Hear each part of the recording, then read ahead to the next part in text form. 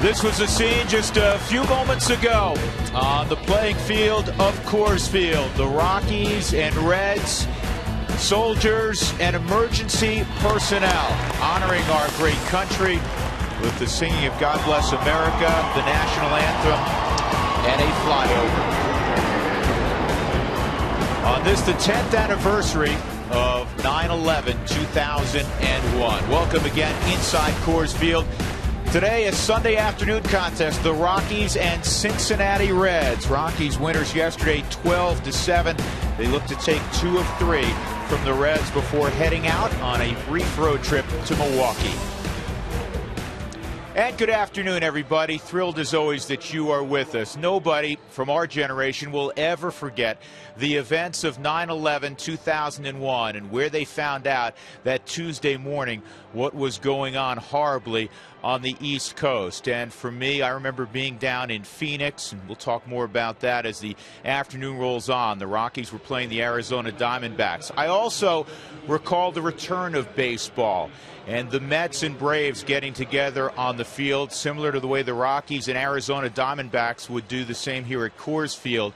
And baseball doing what it has always done, and that is providing a respite, a diversion, a form of entertainment to forget some of the troubles of everyday life. And that today is also what we hope this ball game between the Rockies and Reds provide. Let me bring in my partner, George Frazier, from a player's perspective. And obviously you were no longer in uniform 10 years ago.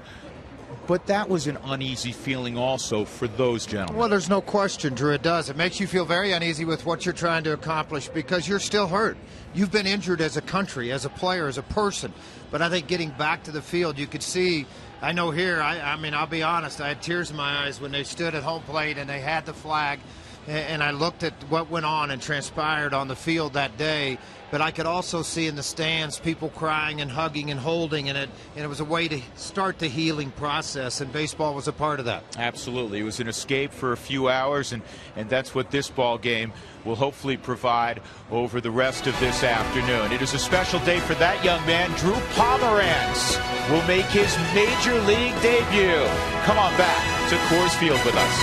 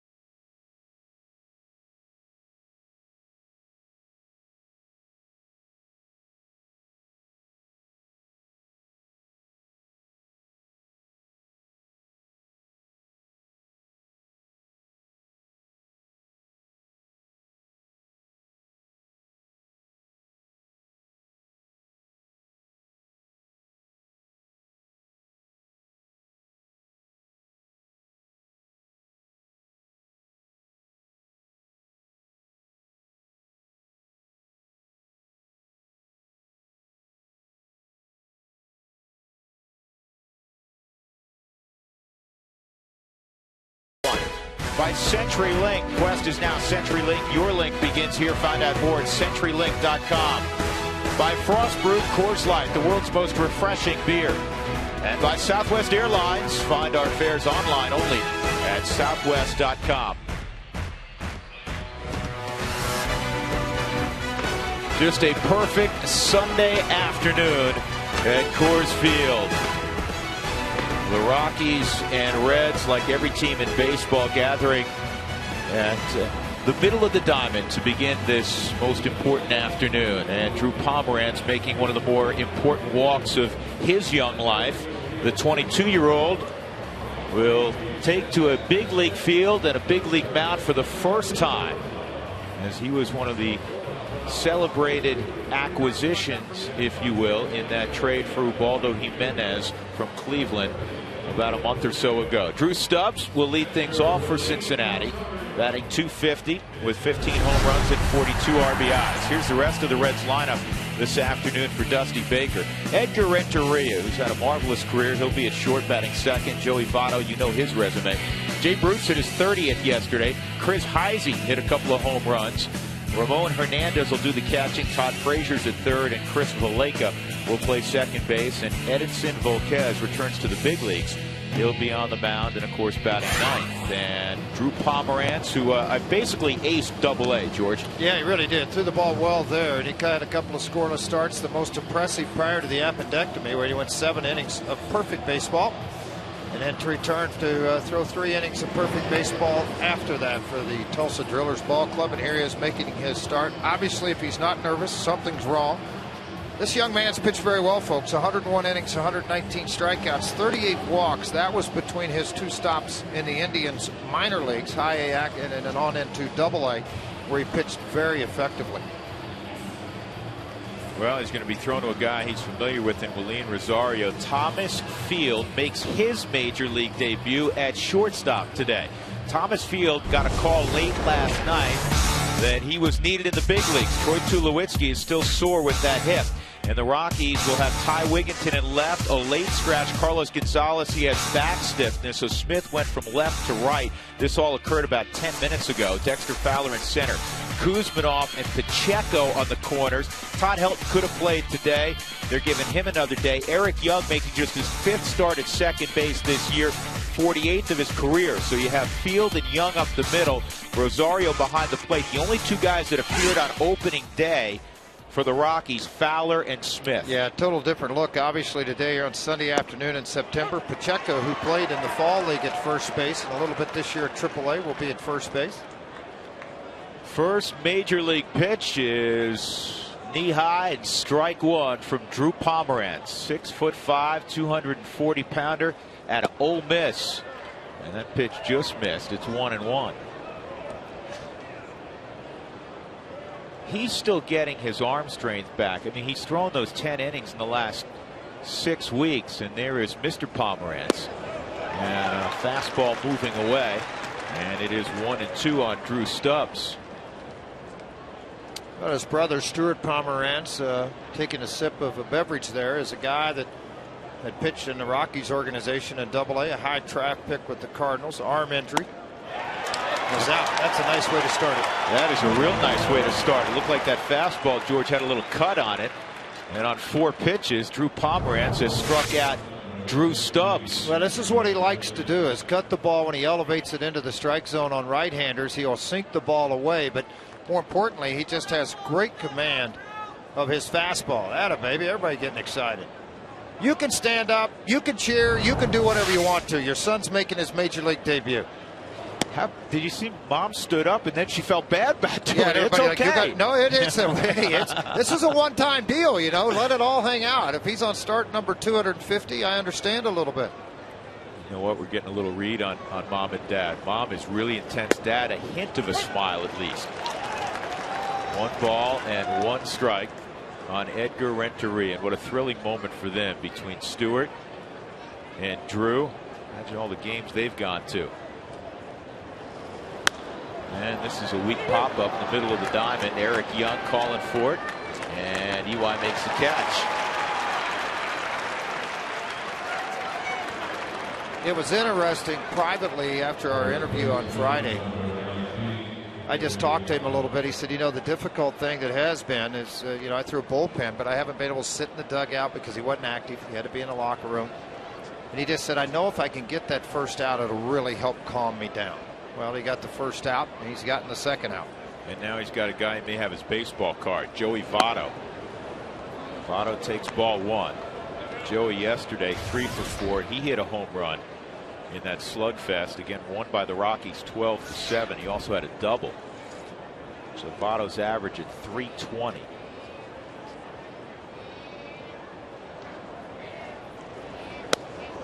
And that catches the outside corner.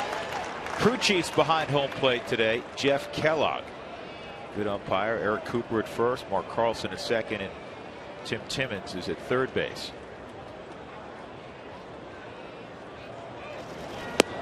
And the 1-1's inside, 2-1. I mentioned the arm strength issue, George. He's been working 90 to 92 at Double-A, and he's a guy that will throw in the mid-90s. But again, he has been off in terms of throwing competitively, just a handful of innings. Well, you have to over the last 6 weeks. Take into account the fact he was traded at the deadline, right at the end of July. He had to sit till the 18th and make it start in Tulsa because of the rules. And then he had appendectomy and made a 3-inning start. So you're talking about 10 innings over the last month and a half, basically. Here's the 3-1. And Votto hits it well to left. Whoa. Kyle Wiggins didn't make it look easy, but he caught the baseball. And it's a 1-2-3 beginning for Drew Pomeranz. 5th pick in the draft last year out of Ole Miss.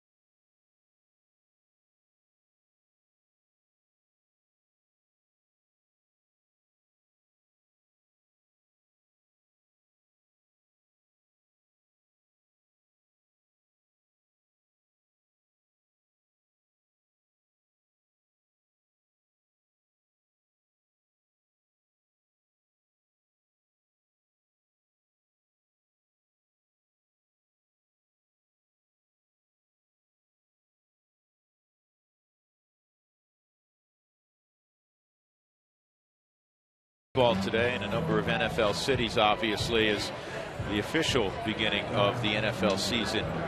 Started Thursday, but today's the first Sunday. Eric Young Jr. will lead things off against Edinson Volquez. And here's the rest of Jim Tracy's lineup presented by Southwest Airlines. Again, a late change because normally it would have been Cargo hitting third. He's a late scratch. Dexter will bat second, and Jordan Pacheco swinging the bat well, and now he's a 3-hole hitter. Smith Kuzminoff, Wigginton, William Rosario, and Thomas Field making his big league debut in front of Drew Pomeranz. So Volquez's first pitch is high, ball 1, and that has been the issue.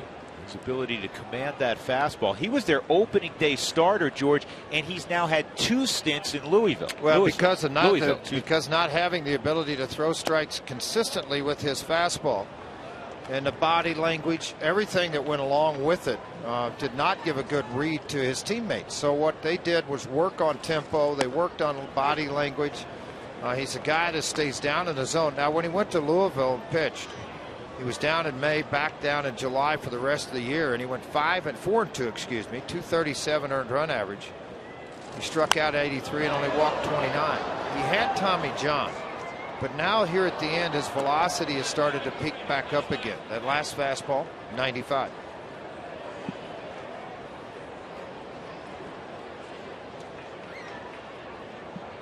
Two and two the count on Junior. And that was filthy. That was a changeup. So a strikeout at EY to begin for Edinson Volquez. Want to bring up Dexter Fowler. Well, in 2008, Edinson Volquez went 17-6. Now since then he's won ball games, but the numbers have changed dramatically. 13-9 with a very high earned run average, and you can see the ERA now at 5.93. A lot of that is the walks. In 85 innings, 55. He's only given up 84 hits. He was the central player, the key player, if you will, in the trade between the Reds and Rangers. Josh Hamilton going to Texas. And that first year worked out for everybody. Volquez won 17 games. Josh Hamilton was a tremendous slugger in the American League. Since that time, obviously Hamilton's battled some injuries, but he's played at a very high level, and Volquez with the Tommy John surgery. And they really need him to have a solid September as they start to formulate their plans for April of next year in their rotation. He's behind 3-0 here. Has to be a part of it in some way, they would think. A walk to Fowler. So a 4-pitch walk to Fowler. That'll bring up Jordan Pacheco. Here's Cincinnati defensively. Drew Stubbs in the middle of the outfield. Bruce naturally in right field. Chris Heisey is in left. Todd Frazier getting the start at third. Renteria is at short. Chris Valleca is at second base. Votto at first. And the longtime veteran Ramon Hernandez is catching Volquez. Dusty is one of those guys, George. Some managers differ on this. He has certain guys catch certain guys. Well, because guys are comfortable with the play calling, whether it's where they set up around the plate, the sequence you go to, and if a guy gets comfortable on the mound, Dusty realizes that, and he'll try to put that guy and pair them up together.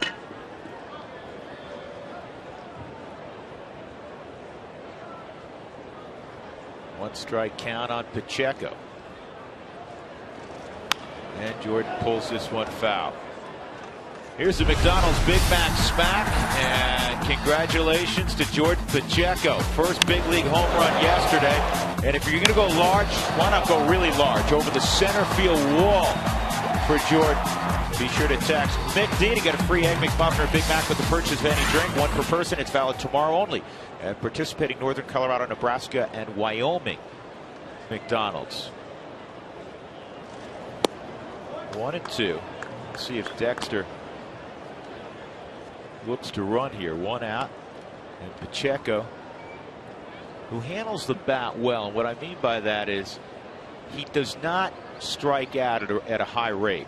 He gets the ball in play more often than not. One of the few guys in the Rockies minor league system as they climb to the big leagues that has had more walks than strikeouts. Boy, that's something that gets general managers' attention, scouts' attention, anybody on the development side. Jordan off to a great start in his big league career. 357 home run, 5 driven in, 2 in his first game, 3 yesterday.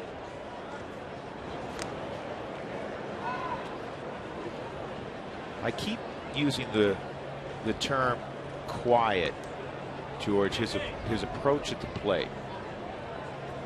It's a good way to put it. I mean, he stays very balanced. He's not going to be a home run hitter. I mentioned the other day, it kind of reminds me of Jess Cirillo. There goes Fowler, and it's slowly hit, and this is at no man's land. Out at first. Good play by the third baseman Frazier. I didn't think he was going to have a chance to get Jordan Pacheco. Very athletic player. That is Todd Frazier, signed as a shortstop coming out of college. He was able to come in on this baseball on a 2-strike count, playing a little bit deeper, but to come in and catch this baseball barehanded and then throw the strike on the run to Votto. Good play all the way around by the Cincinnati Reds, and they did just get Pacheco. So with 2 outs, Seth Smith will come up. Smith having a big year. against the Cincinnati Reds. And that breaking ball misses.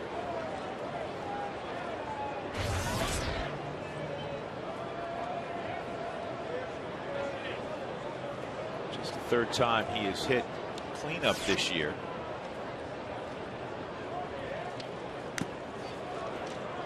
One ball, one strike.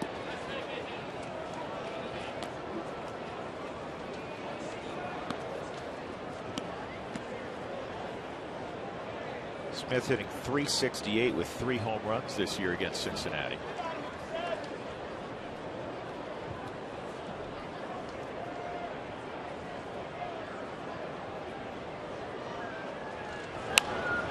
Was some fireworks in that ball game yesterday. 9 combined home runs.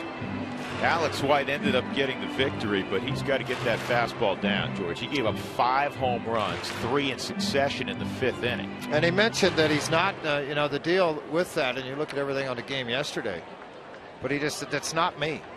He said, I'm a guy that's a sinker ball pitcher, a ground ball pitcher. He only threw 3 sliders yesterday, and none of those were that effective. So maybe that finger's still giving a little bit of an issue, but obviously maybe applying some pressure to try to justify the trade also. He's the one that's been bearing all the weight so far till this start by Pomeranz today.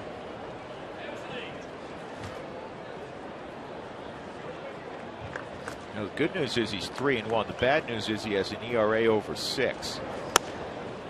Change up away, and it's 2-2.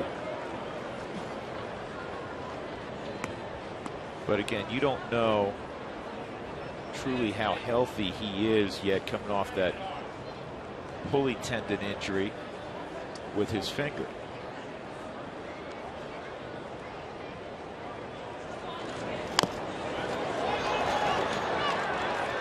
Well, Kez will throw out Smith. Fowler left at second. We'll go to the 2nd inning. No score at Coors Field. Drew Pomeranz will see Jay Bruce to begin things next half.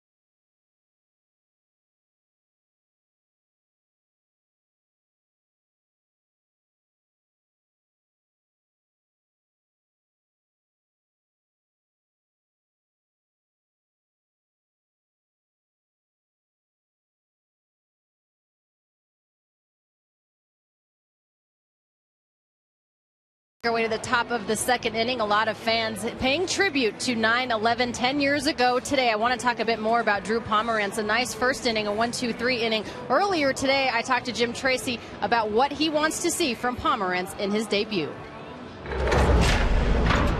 I want him to go out there and have fun. That's what I want him to do. You know what? Because I'm not going to over-evaluate the hell out of this. I can promise you that. I'm not. He's not going to overanalyze things. He wants him to be himself. It's the exact same message he gave to Alex White before he made his debut. We still know that this kid is very young, and Jim Tracy also said he's incredibly intrigued about what he's going to see on the mound. So far, so good, guys. In his debut, couldn't have started any better. Well, and that's what you're looking for, strikes to be thrown, and he's done just that. I think the one thing he will battle this inning, like a lot of young guys, is you are so amped up when you walk out for that first start that now all of a sudden the air comes out is to keep that same intensity and pound the zone the same way before. Quick note for Rockies fans at home. Starters that have made their major league debut with the Colorado Rockies and have resulted in a win. Juan Nicasio did it in May of this year.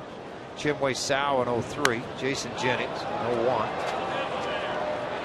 That's going to drift over into the seats. Mark Bronson, remember that one, Drew? Houston. I remember. Yeah, George, July. he threw a complete game shutout. Yes, he did. Brian Ricard also in 95, and then Mark Thompson did it in 94. So they've had a few Rockies rookies make their debut and come out on the winning side. You know how you remember little things The about mother. different I remember the individuals? mother at that game. Mom in Houston, right, with Mark Yeah. Brownson, who he could not, Yeah. and he didn't play very long in the big leagues, but he'll always have that hit Jay Bruce. And I remember Mark Thompson had a very good curveball. Things you remember about guys. Chinwei Sao, of course, the great fastball. You just never stay healthy. Well, coming up later on in this ball game, Toyota Talk.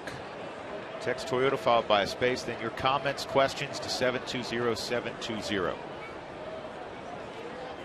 Chris Heisey, a lot of pop with Heisey. 2 home runs yesterday. He had a 3 home run game against the Yankees earlier this year.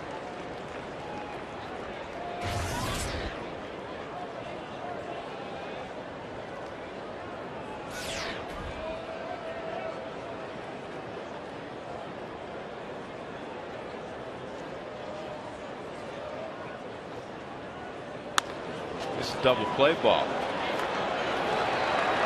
Nicely turned. Eric Young and Thomas Field, who I can guarantee you, if they've worked together in the middle of the infield, I haven't seen it. It may have happened once or twice in spring training. That's the only place, because there was no batting practice on the field today, so there was no opportunity to get out and take some ground balls with each other. But it was turned like this. They've been doing this their whole career. Eli fields this cleanly, makes the strong pitch over, and then Thomas Field, the snap throw on to first base. I will tell you this about Thomas Field as we paint a picture for you. Thomas Field's a guy the Rockies like a lot, and he was a 24th round pick out of Texas State. He's not all that big. I was told a year ago that he could hold his own defensively in the middle of the infield at the big league level. He has that good a glove. And offensively, he strikes out some, but he has a lot of pop for, again, a guy that's not all that big. He walks up to the plate and then he surprises you when he barrels one. He'll hit it a long way. He hit 17 home runs from Tulsa this year. Yeah, typically he would bat 7th in the lineup there, sometimes 2nd, more in a hit and run type position of the batting order. But he had 61 RBIs. He had double-digit doubles. He's got a little bit of speed on the base paths. He played 2nd for most of the year there because Hector Gomez was playing shortstop. And when Hector was hurt for the 4th time this year, he assumed the duties of shortstop. Unfortunately for Hector, it was the 4th time this year, and it was about the 14th time in his professional career. He just has not been able to stay healthy. A lot of talent, I can tell you this. I watched him one night. As a matter of fact, Dan O'Dowd and Bill Guyvette were both in town. 4 for 5 with a home run, a double, and a triple. It made a throw to home plate that was a laser to get a guy by 20 feet on a relay throw. Here's the 3-1, and Ramon Hernandez fouls it off. Just can't stay healthy. It's been a lower back issue. It's been Tommy John. It has been wrist. It's been, and right now, hamstrings, what's hurting him now.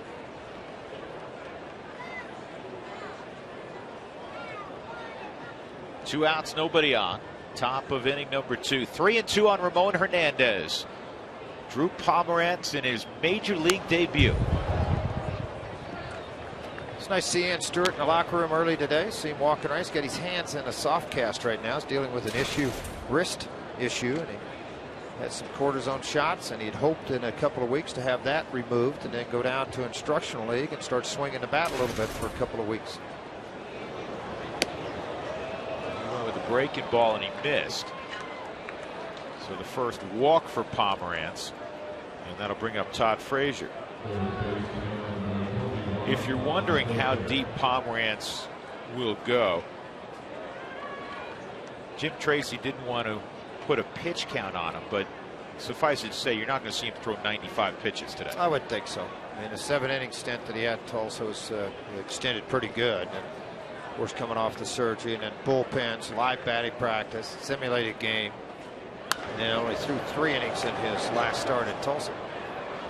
And the appendectomy was August the 20th, so he's just 3 weeks removed from that. And he knew within 48 hours, George, he said, that he would pitch again this year. He said, I felt great. Well, modern medicine today is so much different than having it out years ago. And obviously the key issue, it didn't burst. They were able to take it out prior to that. Special. Good movement there. Frazier's in a ditch 0-2. And I watched Drew's pitch. Stewart's the brother. Watched him pitch in Tulsa. He worked 87 to 93, but pitched most of the day 88 to 91. This ball's in on the hands. Wigington's going to go deep. Will he get it? That was a little better than the last one. I tell you what, he's had a couple tough chances, and Ty has handled them both, making just his 18th start in left field this year.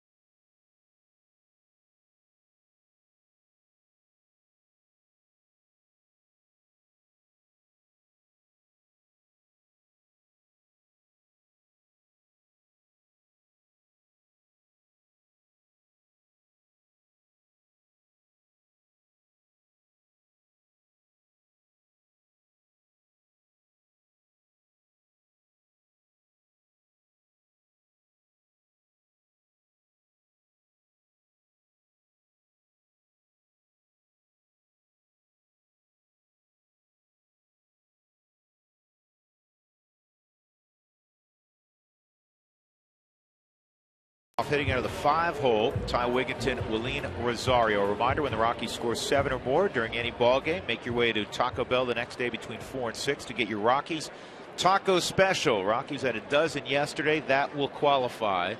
So head there later this afternoon. Kuzminoff owns a home run in his career against Edinson Volquez.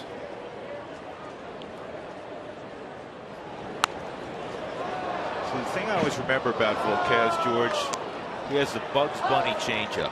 Very good changeup, but when he has his fastball at 95, which he's shown, now you throw that change in there. It just makes it so much better on everyone. This ball is in the air to deep left center field. Drew Stubbs going to outrun the baseball and make the catch.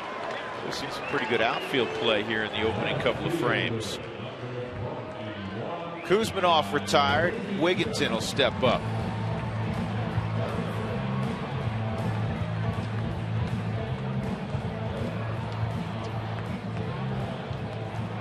Chris Welsh just came by, your counterpart on the Red side. Chris pitched in the big leagues for a long time, and once he said what he said to us, which we're going to share, you and I both nodded and agreed that Drew Pomerantz reminded him a little bit mechanics-wise of Jim Abbott. Yeah, he got the ball straight back over there, and it just, really got his hand in a great position to throw the baseball.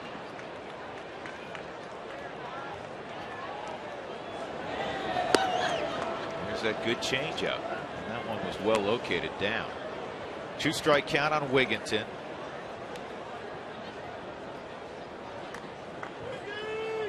Pomerantz.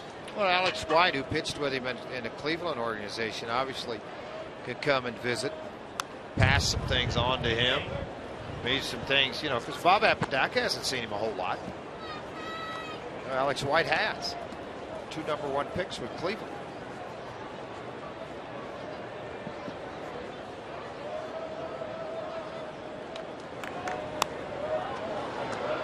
Oh, real quick, remind some Rockies fans, Colorado Springs finished 3rd in the Pacific Coast League North. Tulsa Drillers 2nd place by a couple of games in Double-A. Modesto won the second half and was eliminated on Saturday night. And Asheville played much better the second half. Tough division, though. They're 6 games over 500, 4th place. Tri-Cities is tied with Vancouver. That series is for the championship of the Northwest League Championship. And then Casper was eliminated. Their season over with. Finished 8 games back, tied for 3rd to Pioneer South. In the Dominican Summer League, they were 3rd place, but a very good record, 43-28. Their season ended also.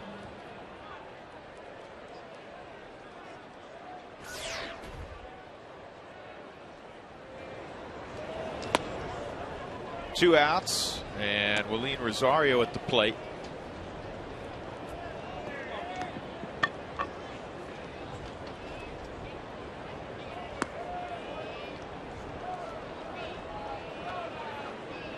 Jim Tracy has said this numerous times in the last week. He thinks it's a great opportunity for these young players to get their feet wet at the major league level, but he doesn't overanalyze what takes place in 3 or 4 weeks. You can't. Positively or negatively. Well, you can't. You know, it's like Thomas Field, who's in the on-deck circle, getting ready to make his major league debut. A year ago, played very well at Modesto. And then he went to the fall league, but he had an oblique injury. Horrible in the fall. I mean, he had 20-something strikeouts. He didn't hit the ball with any authority. A lot of guys were down on him. But then, yeah, he got healthy, went to Tulsa, played well in spring training at big league camp, and then had a great year there. So, I mean, you can't, if you go in and give it's hard, you know, for amateur guys to see somebody 4, 5, 6 times, and I understand that for the draft. But if you go and do a one-shot deal on some of these guys, it's really rough to do that and say he can't do this or can't do that after 1 or 2 games. No score, back in a moment.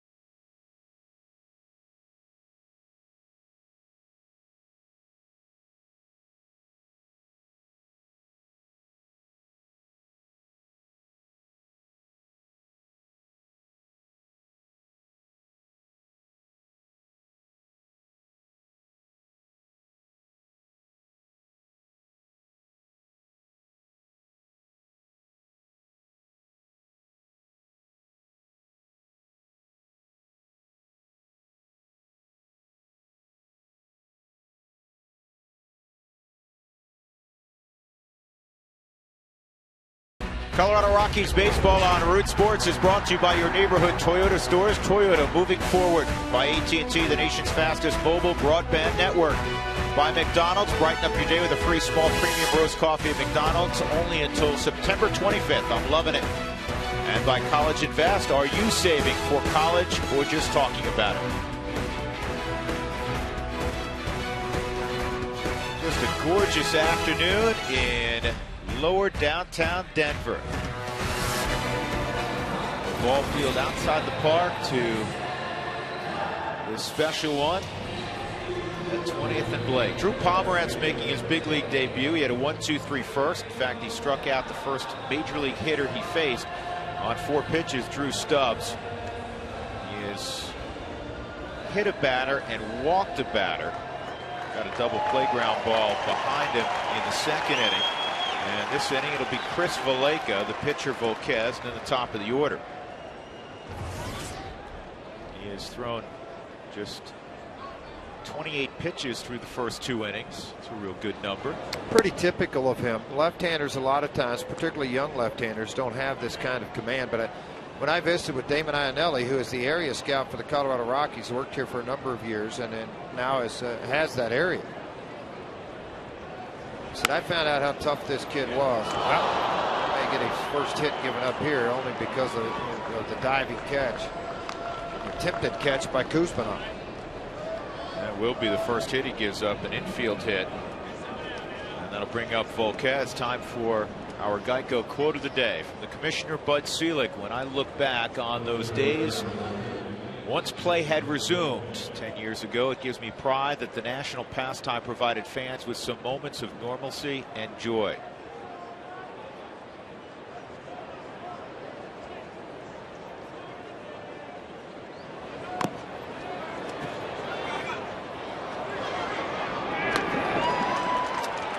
Very heads up by Thomas Field to get to third base because it was unoccupied. Everybody had come in to make a play on the baseball.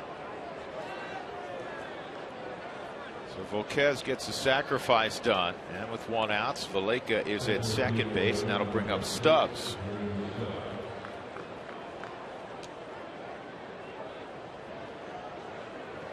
And now Drew Pomeranz calling out William Rosario.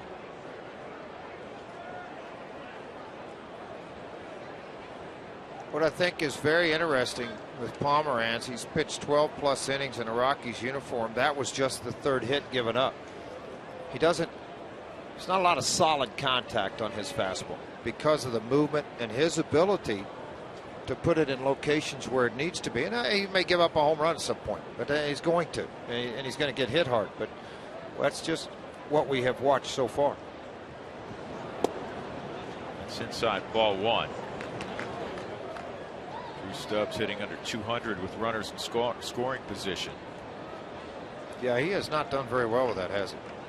But man, when he gets on first, he's got a quick move to second. 37 stolen bases.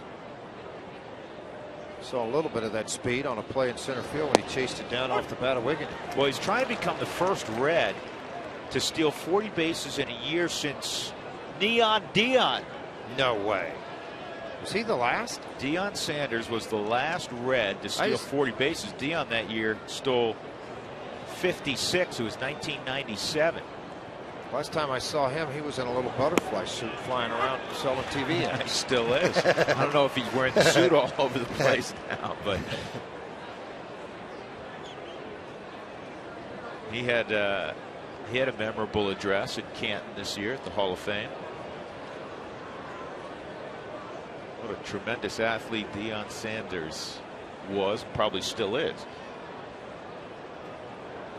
Remember, he was flying around on a helicopter like Tony Stewart, going race to race. He's going from football to baseball. Back in the autumn. That's a good block. Nice job keeping it in front by Rosario. Yeah, quite honestly, folks, the other day, Friday night, had a little difficult night blocking the baseball, and Marv Foley had some conversations with him, who's the minor league and big league catching instructor, about blocking the baseball, receiving it softer into the glove. Don't jab at it, push the ball away from you. Textbook that time. 2-2 on Stubbs with 1 out. Valaika at second. Fastball away is fouled off.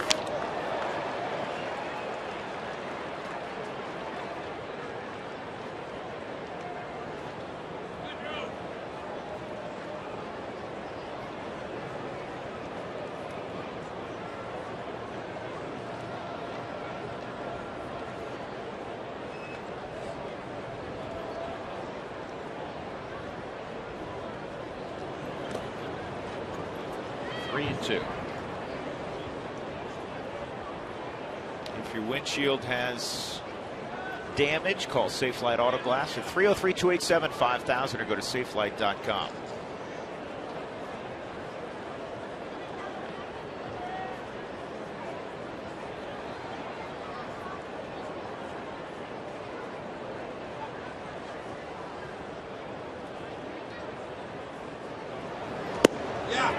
Just missed. So now 2 are on with Edgar Renteria coming up. Second walk allowed by Pomerantz. It's off the plate, 4 to 5 inches on the outer half, and I think this is not where you pick corners for Pomerantz. You're early in your career, early in this game. Be aggressive in the zone. That's what you've done throughout your career.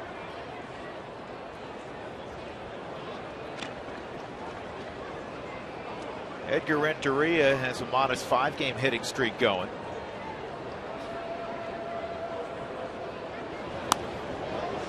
Got that in on the knuckles. He's 9 for his last 21 at the plate.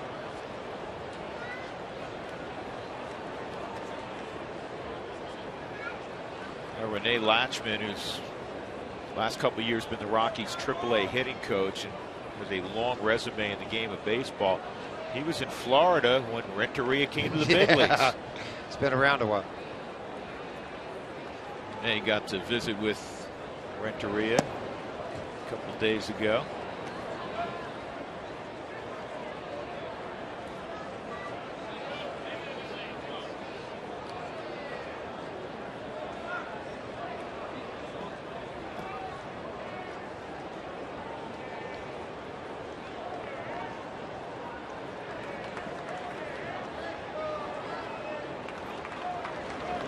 Outside, 2-1. Just watching his delivery, George. Looks like you're going to see some deception because he hides the ball pretty well. Well, the thing is, a lot of guys with big bodies, sometimes they lengthen the arm out. He stayed pretty short on the backside and hides it and stays on his body line well. I just like the fact that for a young left-hander, he repeats very well. Up the middle, should be an easy 2. By the way, Edgar, that's twice you've done it in the game. Good job. I like the way you're getting him out of innings. Just keep swinging it like that. We'll go to the bottom of the 3rd. Thomas Field, first big league at bat upcoming.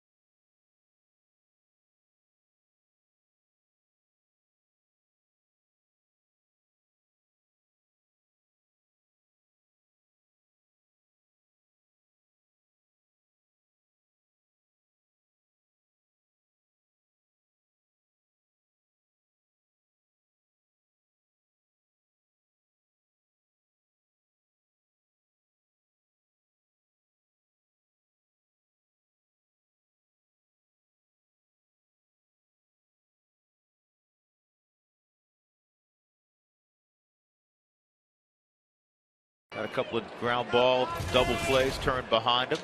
And Thomas Field making his big league debut. This is at bat number 1. That's inside ball 1. It's always nice to see, and the reason why I say this, folks, 24th round draft pick.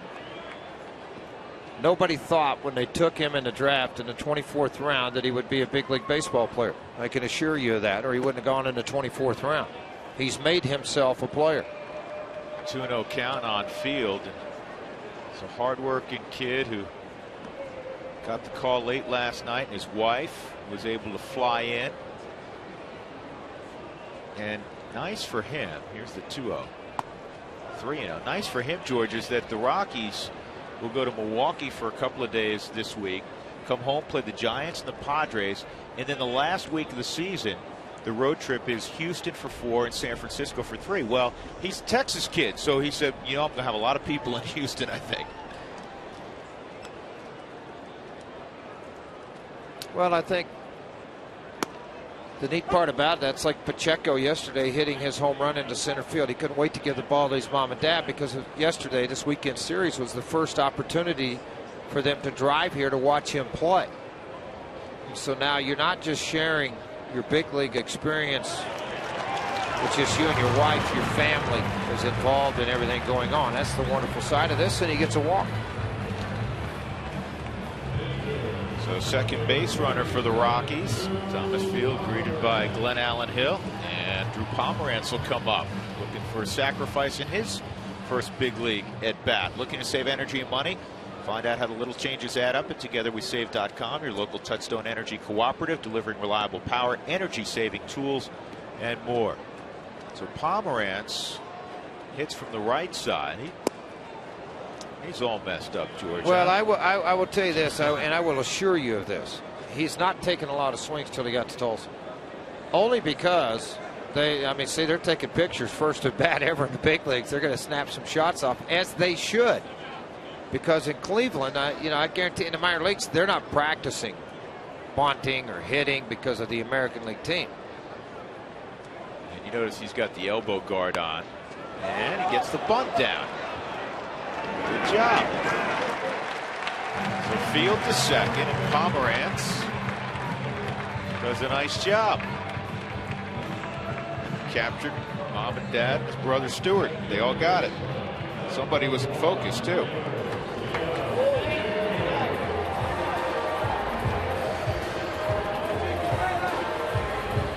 Eric Young Jr.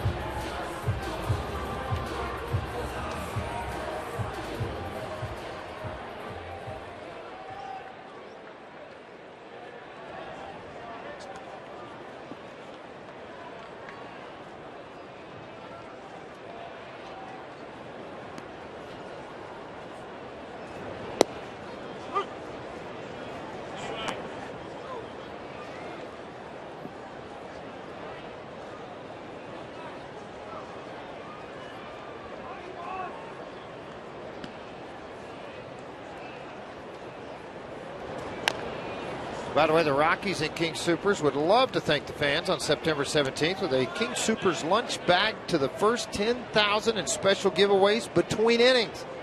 Hear that? Lunch bag. Lunch bag. I want you to hear that. First 10,000 to come in on September the 17th. Is that a lunch bag? Lunch bag. Can't use it for breakfast. Lunch bag. That to the backstop. Ramon Hernandez. That Go was off lazy. the top of his glove. That's just lazy. And Field to third base on what should be a pass ball. Setting inside, the pitch is away, but it's kind of like, really? They gave him a wild pitch, huh? Wild pitch.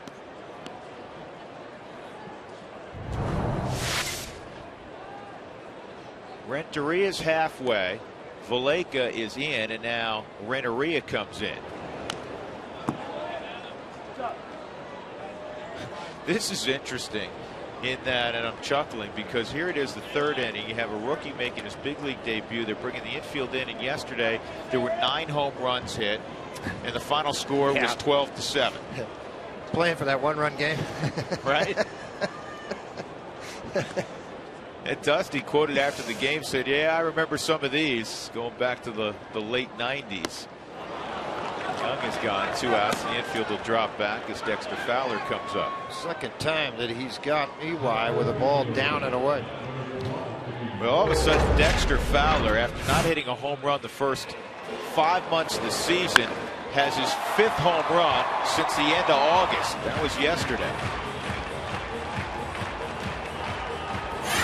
You look at Dex's numbers now, George, for a top of the order guy, pretty respectable. He's hitting 270, 5 home runs, 41 driven in.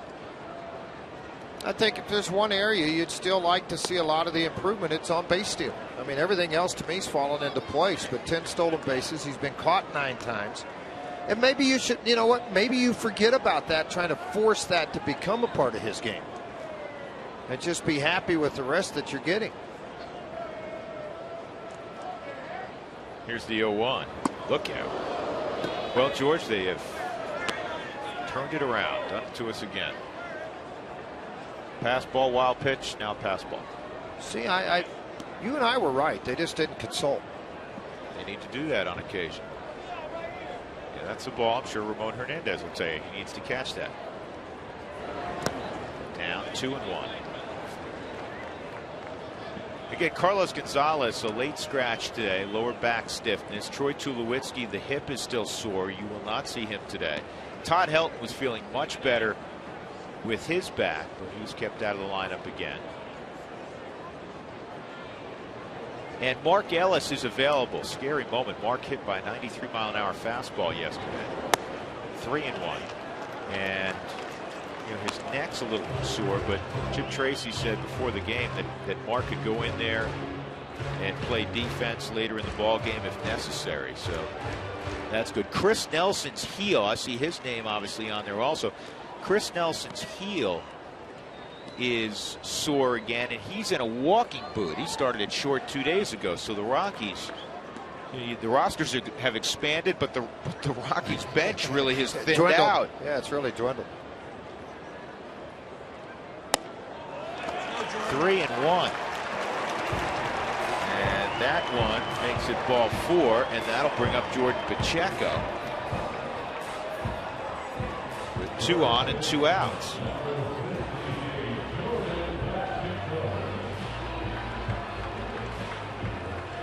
3 walks allowed by Volquez. Again, that was the issue early in the season. Then he came back and still battled command problems. Looked like he straightened about in Louisville in his last stint down there. He had a small ERA. 2-2 record for, or 3-2 record for Volquez in 11 starts in Louisville. 2.47 ERA.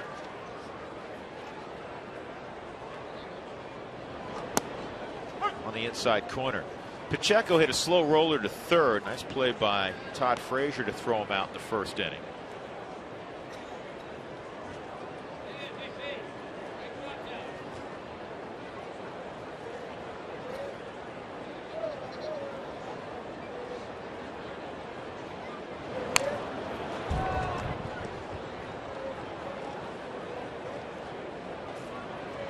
Jordan Pacheco growing up in the Albuquerque area.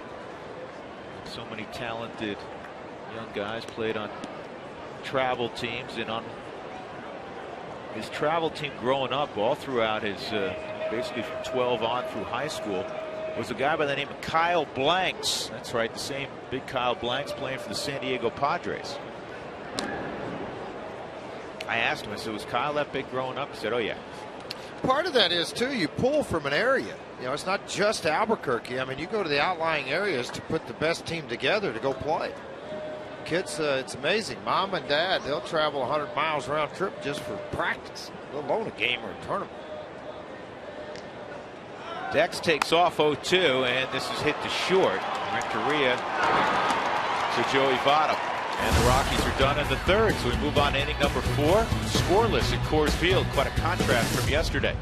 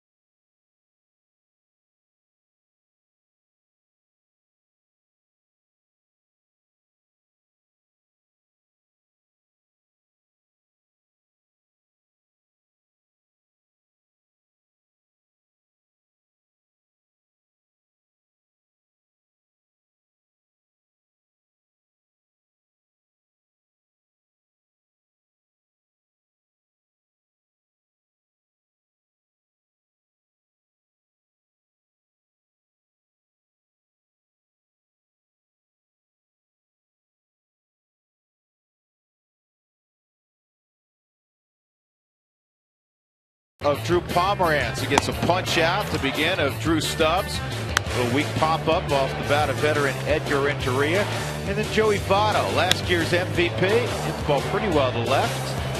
And Ty Wigginton went out there and made the grab. That's brought to you by Excel Energy. Learn about energy efficiency and how to save energy and money in your home by visiting responsiblebynature.com. It'll be Votto, Bruce, and Heisey, 3, 4, and 5 in the fourth to face Pomeranz. Let's visit quickly with Alana Rizzo. Alana. All right, speaking of Pomeranz, guys, I'm with Drew's family, his father Mike and his mother Lisa, and brother Stuart is right down there. And Mike, thank you for taking a couple of minutes to be with me. I know it's a bit of a nerve-wracking experience for the family. Lisa's intense when she's watching Drew pitch, but what is this feeling like for this entire Pomeranz family? Well, it's great to be here. We're glad that we could make it. It's you know, it's one of those things, you play a lot of games for a lot of years to get to this point, and we're just glad Drew could make it here. And you guys came in on Friday morning from Memphis, so I know you've been around the area for a few days, but what has this day been like in terms of the anticipation of your son making his major league debut? I think we were just ready for it to start. So we had plenty of time to worry about it, so we've been sufficiently nervous since Friday, but we're glad it's here today. Understandably so. He's doing a nice job as he's pitched so far 3 shutout innings. How would you scout your son today? I think he's throwing very well. The part I'm happiest about is getting the bunt down. He hadn't hit since high school, so you know, it's been a long time since he's been to the plate. Yeah, certainly. You didn't have to do that much in the American League, but what was he like as a child, just growing up? Obviously, a very competitive kid. I mean, is this a day that at what point did you know this day might happen for your family? Well, he is a competitive kid, and he's always been trying to catch up to Stewart. And you know, when Stewart got drafted back in '03. Drew told me that day he was going to do the same thing. He knew they were going to be after him when the time came. So he's very competitive. He's worked for this for a long time. Well, I know the Rockies fans and the Rockies organization were highly anticipating this debut. So far, so good. Enjoy this time, sir. Thanks for your time. Thank you. All right, guys, back over to you. All right, Alana, thank you very much. Thanks to Mike and Lisa. Stewart, too quickly gone for Drew Pomeranz in the fourth inning. He got the 2-0 ground ball off the bat of Votto, and Jay Bruce off the end of the bat to Seth Smith. And now Chris Heisey, who grounded into a 4-6-3 double play his first time. Isn't it funny how dads are? Because I'm sure his dad / coach all growing up, and he said, yeah, the pitching's been fine. I'm glad he got the bunt down. Well, I mean, you don't want to embarrass yourself at all. He's been up swinging, and he's thinking, oh, nationally, he's got a bunt. I wonder if he's been practicing at all. What he doesn't know is his son hit Friday with the ball club here. He also swung the bat a little bit on Saturday in the cages, and a large emphasis being put on the bunting part of things. Glenn Allen Hill was chatting with him in the clubhouse this morning, and he was on his way to the cage to work with Drew Pomeranz on exactly that, on bunting. Again, no exact pitch count, but a little indication on just how far Jim Tracy wants to go with Pomeranz, because Josh Renicky is up throwing. And there's nobody on and 2 outs. Jason Hamill also 50 pitches in, and that is strike 3 at the knees. He froze Chris Heisey. That's his second strikeout. I don't know if we'll see Pomeranz in the 5th inning. If not, a terrific Colorado Rockies debut.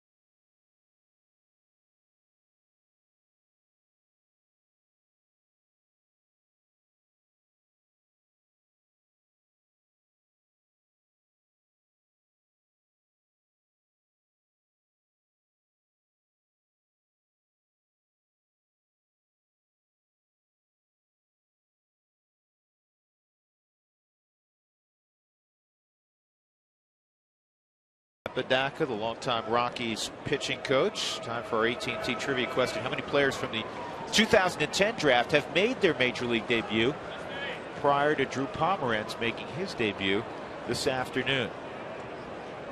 Here's Volquez to Seth Smith, and that's on the corner for a strike. Smith hit a comebacker his first time. Rockies without a hit. They have 3 base runners. Fowler's walked twice. Thomas Field, in his first career at bat, walked last inning.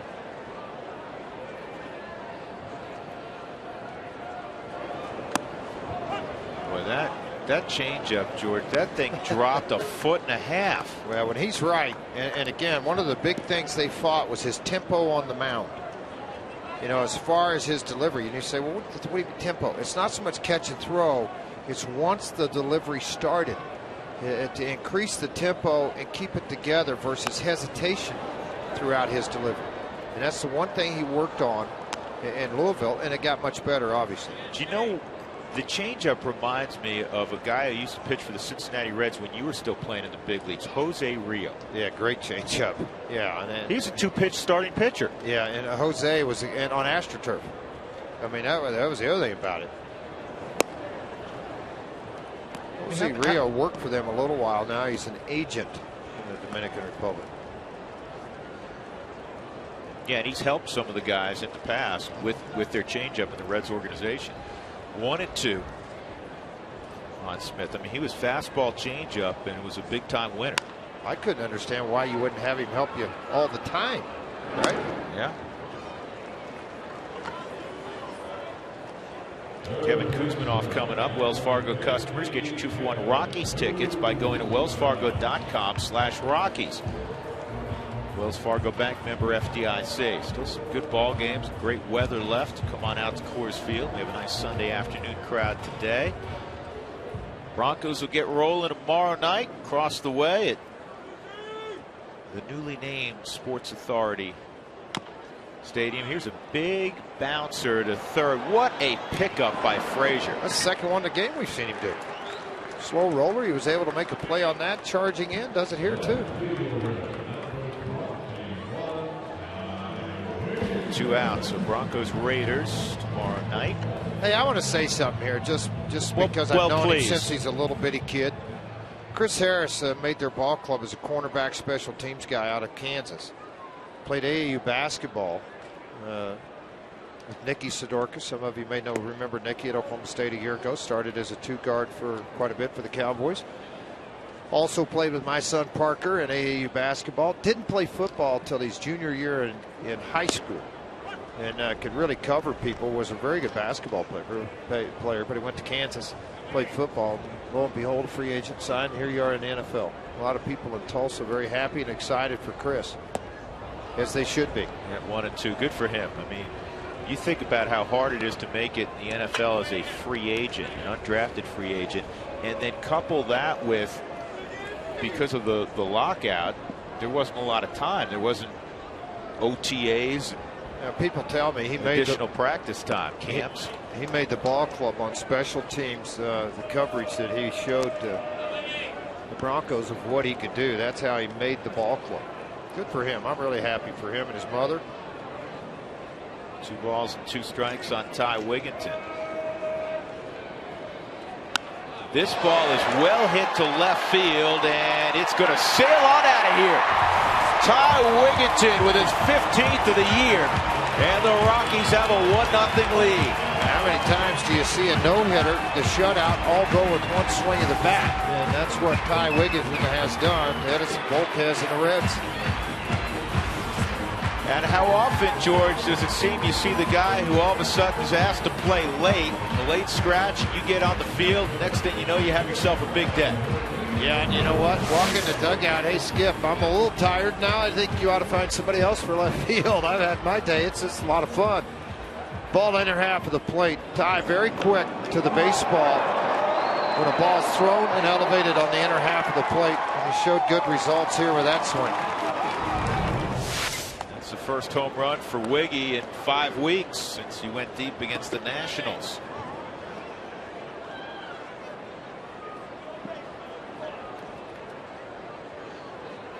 Pitch up coming to Aline Rosario. And that's pulled in the hole. And a base hit for Rosario.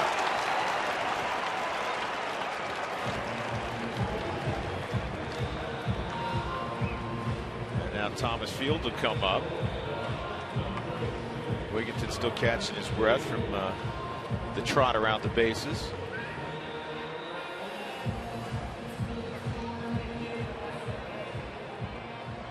.45 driven in for Wigginton.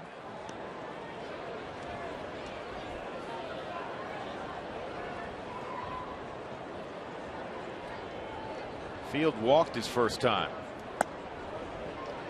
Still seen only one strike. That was on a 3-0 pitch.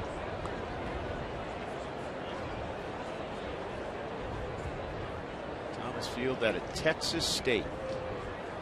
Another player, pretty good player too, Paul Goldschmidt, starting first baseman, Arizona Diamondbacks. Also a 7th round pick, a later draft pick. Here he has shown up at the big league level this year and making an impact in their lineup with the Diamondbacks. Yeah, major impact. You got to see Texas State football yesterday up in Laramie. Oh, did I have fun. Man, oh man. There's a lot of things I found out. 2 things I found out up there yesterday. Very passionate about their Cowboy football.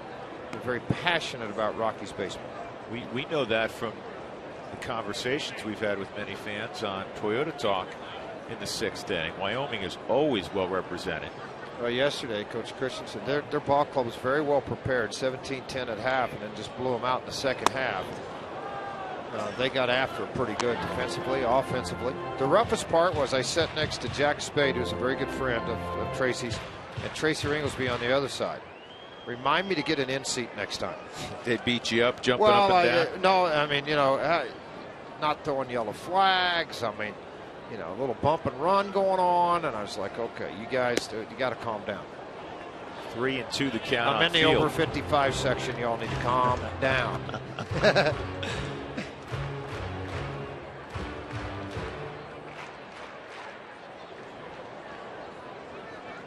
Rosario will be off with the pitch. Votto moves behind him.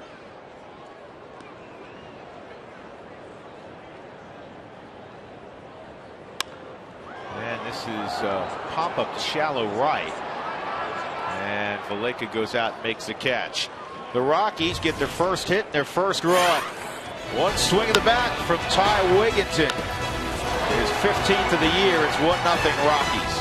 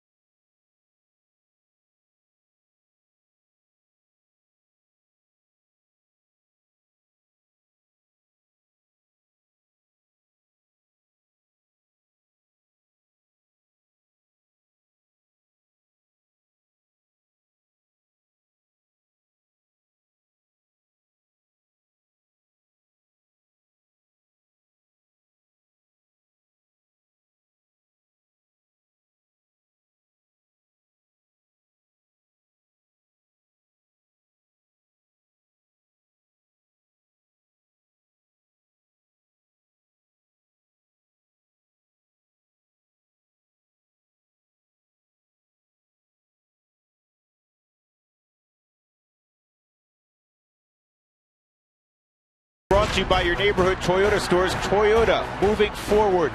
By Wells Fargo. Wells Fargo customers visit wellsfargo.com/Rockies for 2-for-1 club level seats. By Sonic, you've got 2 hands for a reason. Put the kicking coney in one and the bacon and blue dog in the other. They're new and only at Sonic for $1.99. And by Comcast, advertise your business locally on the network's People Watch. Go to ComcastSpotlight.com.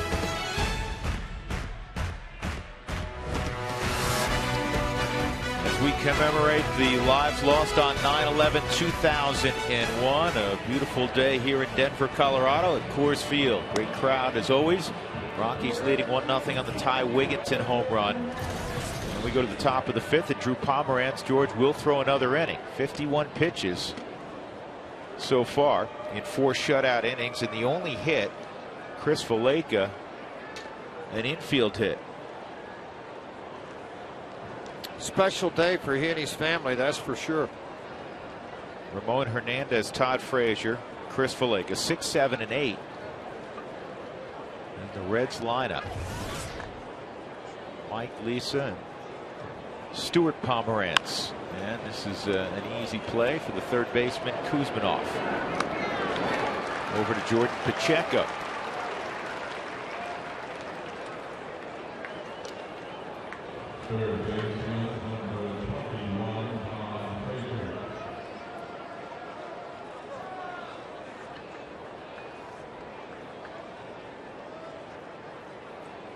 Time for our CenturyLink high-speed pitch of the day. Volquez has hit 96. Pomeranz, we're seeing a couple 92s up there, working in the low 90s.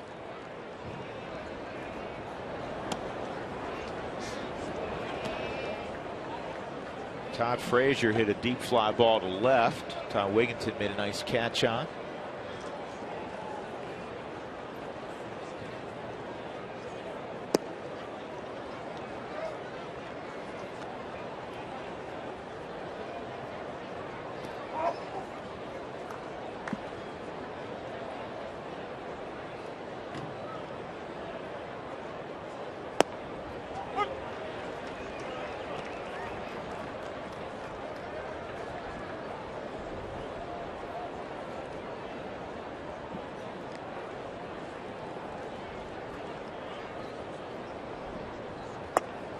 And it's 3-1.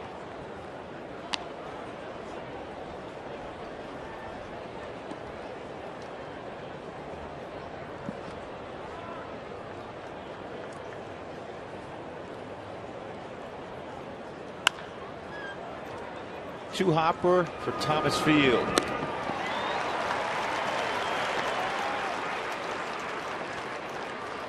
Let's answer our AT&T trivia question.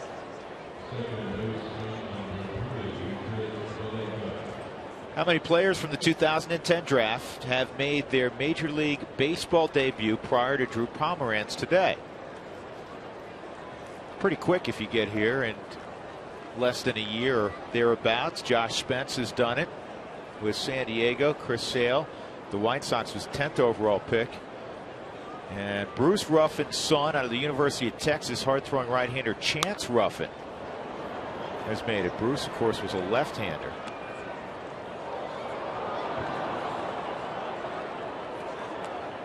Steve Reed had dropped by the clubhouse the other day.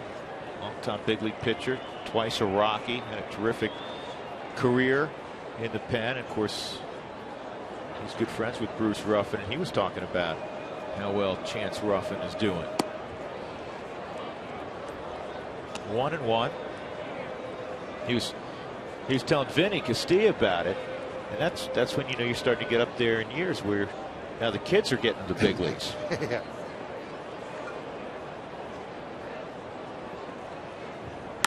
That's back up the middle, and that's the first clean hit, if you will. Same guy got him twice. Yeah. I'm not sure if, you know, obviously they're not going to blow up a ton of pitches. They got Renicky going down in the bullpen, but with a 1-0 lead, the pitcher hitting, why not? Let him go out through the 5th inning. He's only throwing 60 pitches. That's right at 12 per inning. That's outstanding.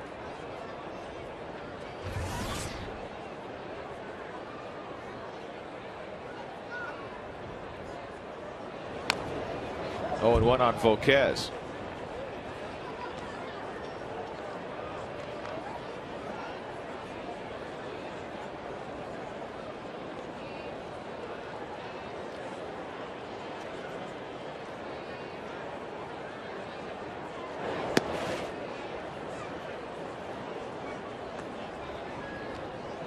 Now, George, obviously you're impressed with the overall line.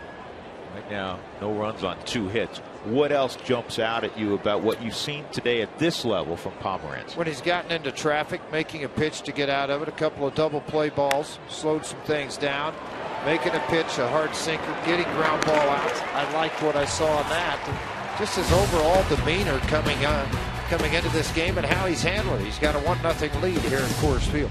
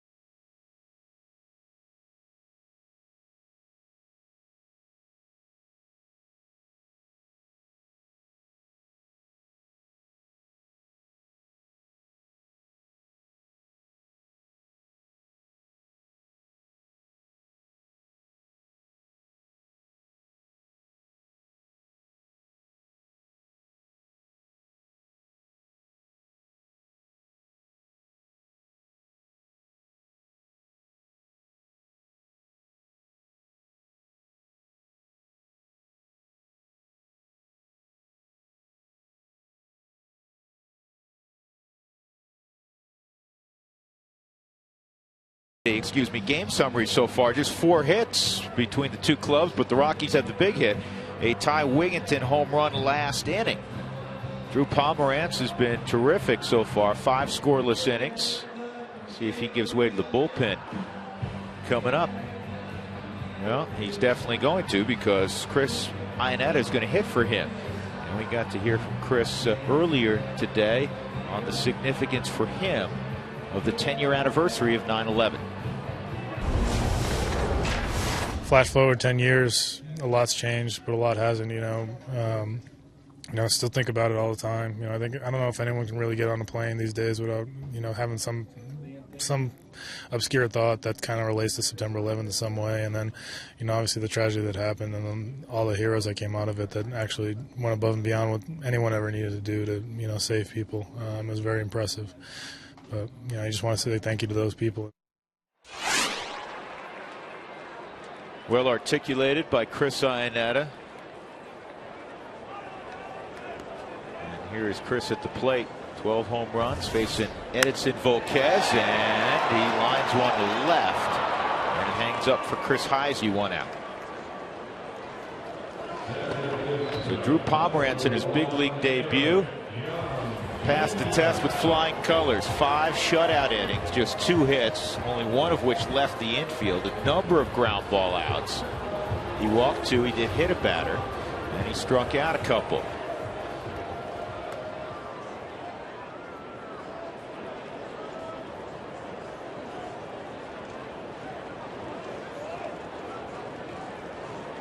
Levi has struck out twice against Volquez. That misses ball 1.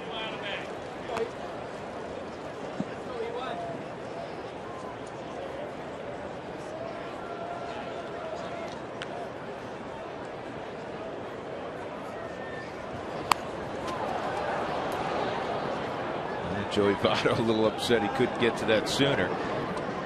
Got to it in foul territory.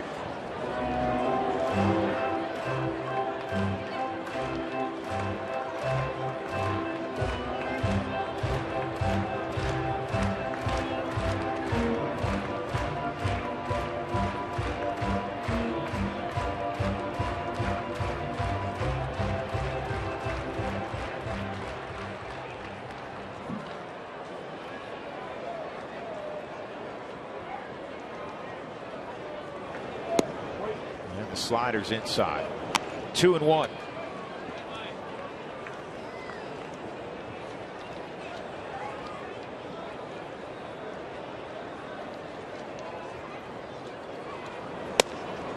Rockies have won 11 of their last 12 here at Coors Field against Cincinnati.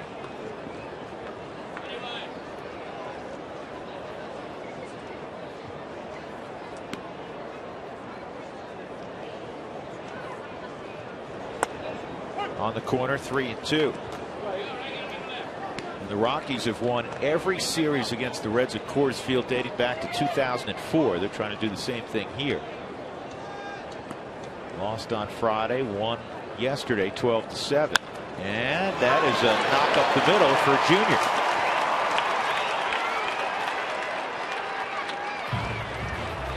Third hit for the Rockies. And that'll bring up Dexter Fowler. Dexter does not have an official at bat. He walked in the first, walked in the third. A reminder coming up in the 6th inning, which is right around the corner. More Toyota talk. Text Toyota followed by a space, and your comments and questions, whatever's on your mind today. 720-720.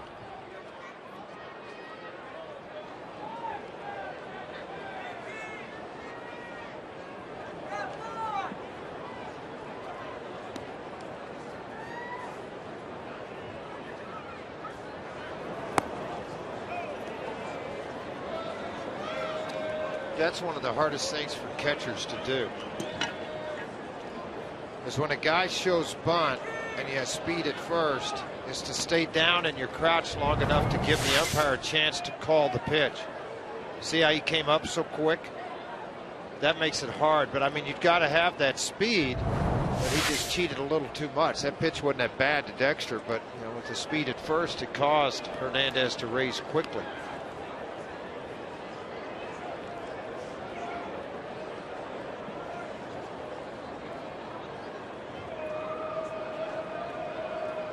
See, on a 4 strike zone, the pitch is a strike too.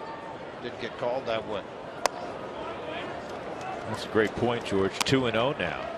And also, Dexter. Volquez, when he tries to get, when he gets a little out of whack, it's because Brian Price had talked to me about he runs away from his arm. He gets too quick a front side.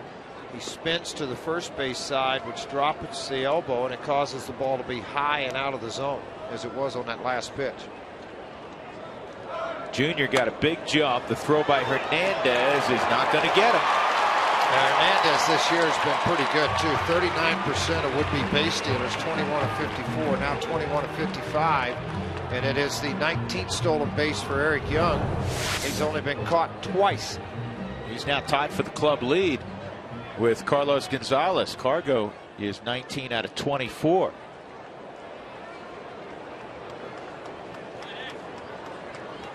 One out, 3-0 count on Fowler. You can see the ball arriving too late. Jordan Pacheco is on deck.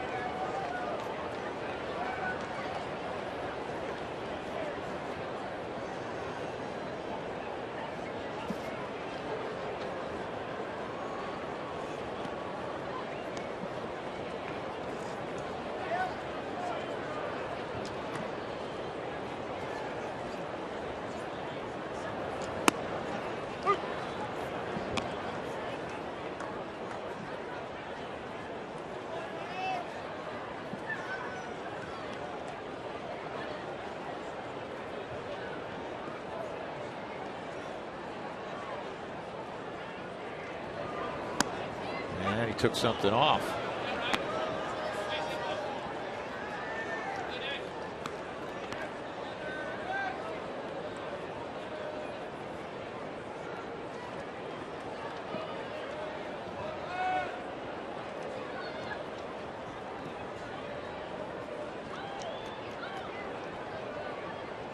Here's the 3-2 to Fowler. And Dexter with a looping line drive caught by Chris Valaika. So with 2 outs, that'll bring up Jordan Pacheco. Ground ball to third, ground ball to short. George, I don't know if you noticed this, but Arizona now, they've won 4 straight again. The Giants look like they're done. 9.5 back. The Dodgers are at 500 and closing in on second place. They got very hot. Let me tell you, they played very good baseball under Don Mattingly of late. Rockies 9 games under 500. Arizona 85 and 61. But you know what? They all want to give, and justifiably so, they want to give Kirk Gibson Manager of the Year because of what he's turned around there. But for all the things Don Mattingly's had to put up with, ownership, particularly the ownership side of things there with the Dodgers, his first year as a manager, he's done a pretty nice job. Learning on the job. He'd never managed before. He managed in the Arizona Fall League last year. That's it. Yeah, I'm just kidding, folks. Kirk Gibson to me is the guy, but obviously with the turnaround of the Diamondbacks, I just threw that in for what Donnie's had to put up with. Breaking ball misses. 1-1.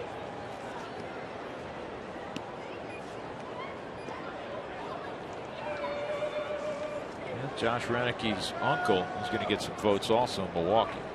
Yes, he should. Guess I'm just a little partial to the National League West. Guys turning around like that. I agree with you. I think it's got to be Kirk Gibson. You're talking about a team that was picked 4th or 5th in the division, and they're going to win 90-plus games. No superstars, really, on their team until you start to see guys like Upton take off. Kennedy has a chance to win 20. Well, I want fans to remember to join the Rockies on the last home game of the season, September the 21st, for Fan Appreciation Day, and stay for the post-game player thank you lap, sponsored by ProBuild.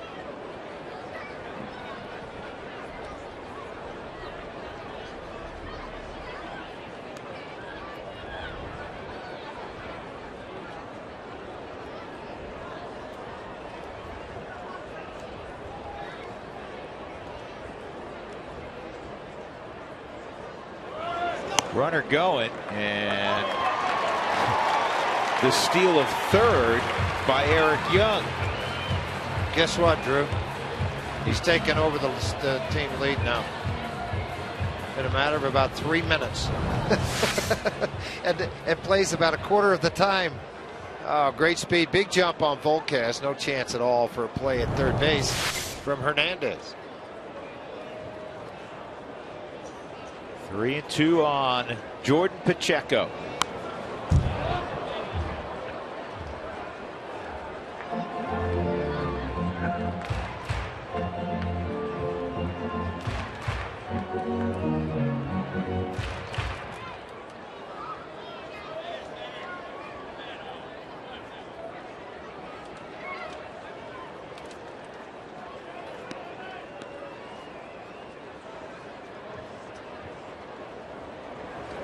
Back up the middle, base hit.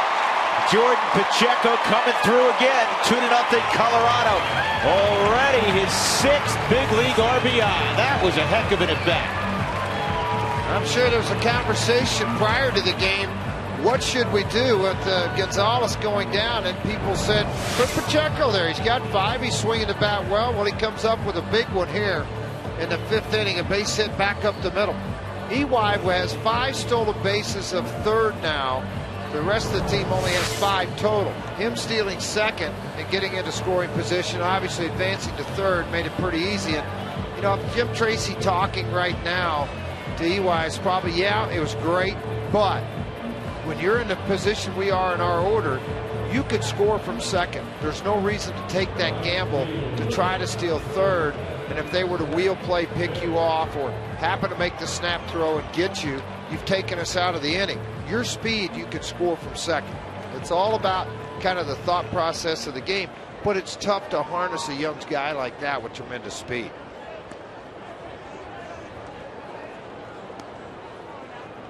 Seth Smith at the plate, hitting cleanup for just the 3rd time this year. Tulowitzki's hip a little bit sore.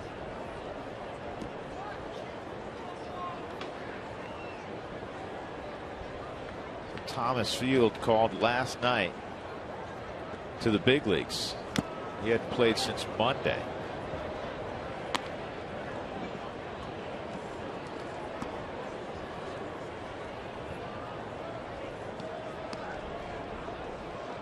Pacheco's now 3 for 6 with runners in scoring position. 500's pretty good, isn't it? 500 will work.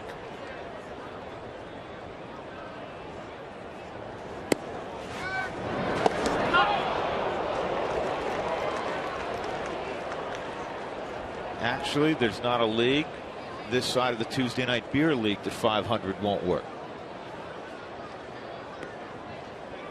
Yeah. Well, I was just thinking of teammates and beer and softball and over 30 and over 40.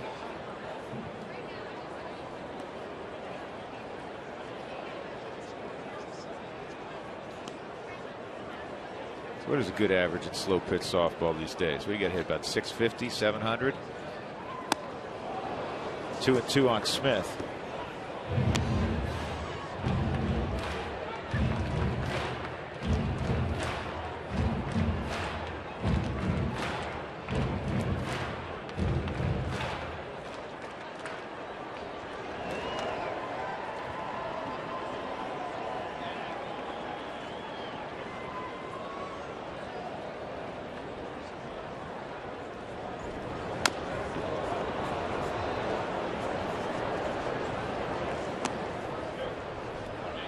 Two and two. That doesn't feel real good.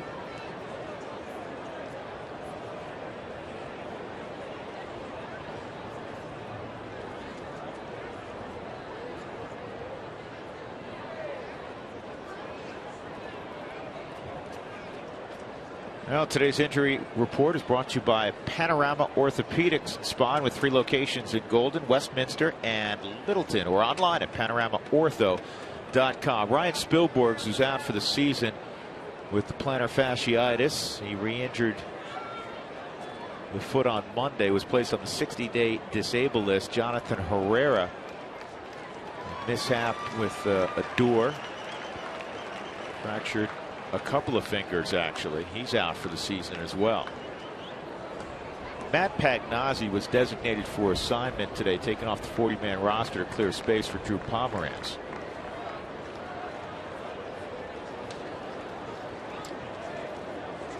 Logan Andrusek, right-handed pitcher, now throwing for Cincinnati in their bullpen.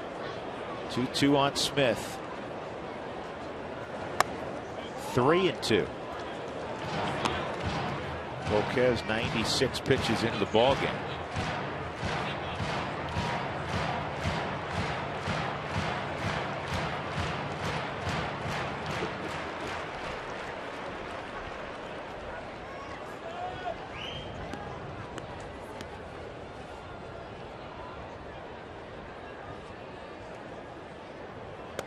And that's ball 4.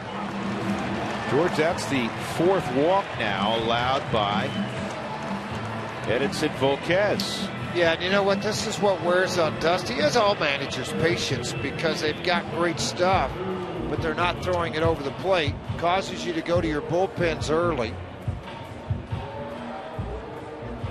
Volquez did make the last out in the bottom of the 5th inning.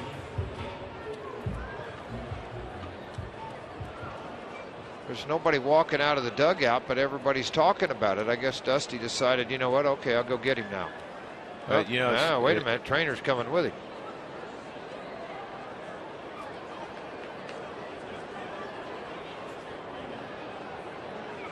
That's not the pitcher either.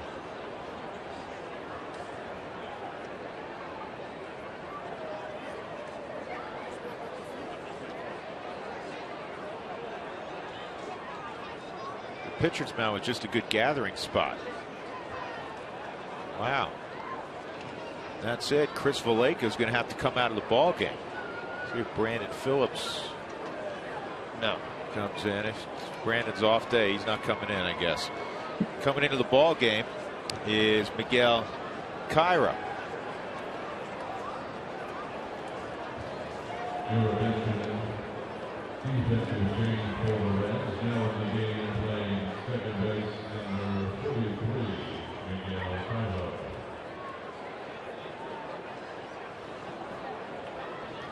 That's strange, George. I mean, it wasn't.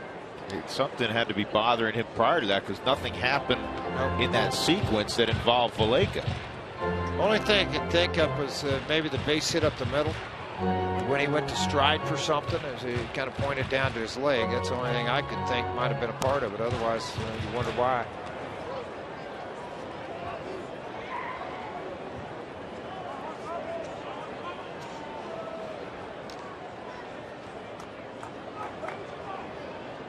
Valaika has both hits for the Reds today. He's gone.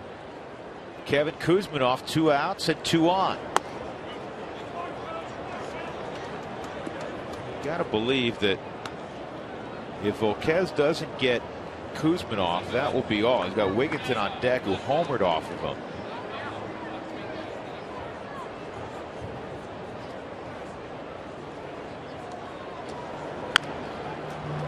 He's going to get him. In the inning, Rockies get another run. Eric Young, a couple of stolen bases brought home by Jordan Pacheco.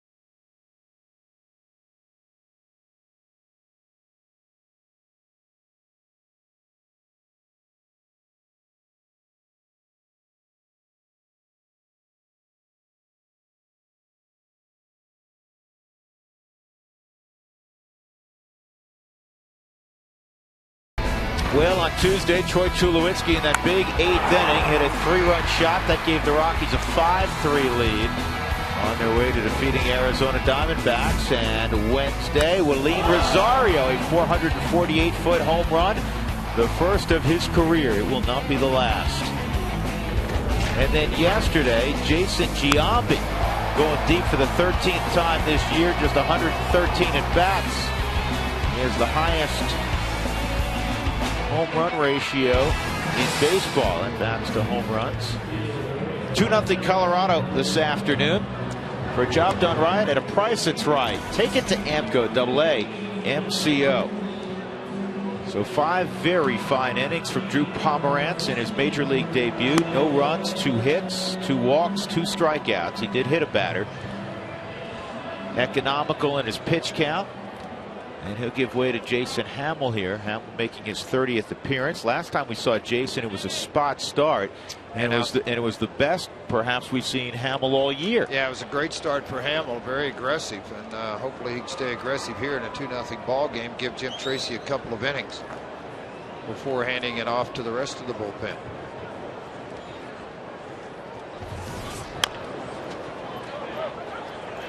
That's a good start. That's a great start. Drew Stubbs retired on the first pitch. That'll bring up Renteria.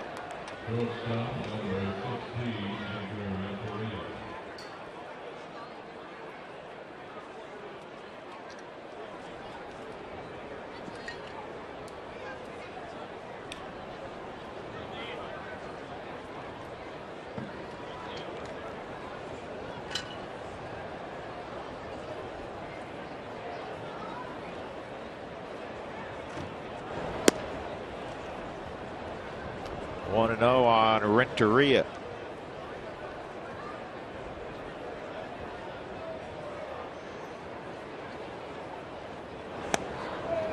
That's in there for a strike. 1-1.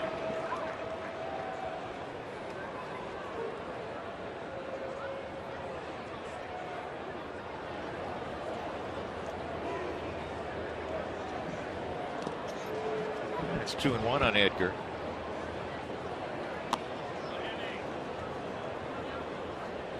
Just 2 runs today. Yesterday,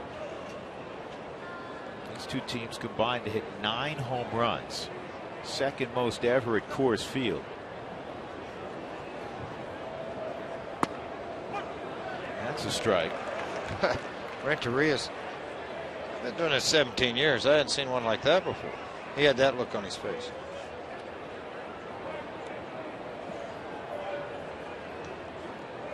All 9 home runs came in the first 5 innings. It was the first time that had happened in a National League game since May 17th, 1979, when the Phillies and Cubs were playing at Wrigley Field, clearly with the wind blowing out, in a ball game that ended up 23-22 Philly in 10 innings.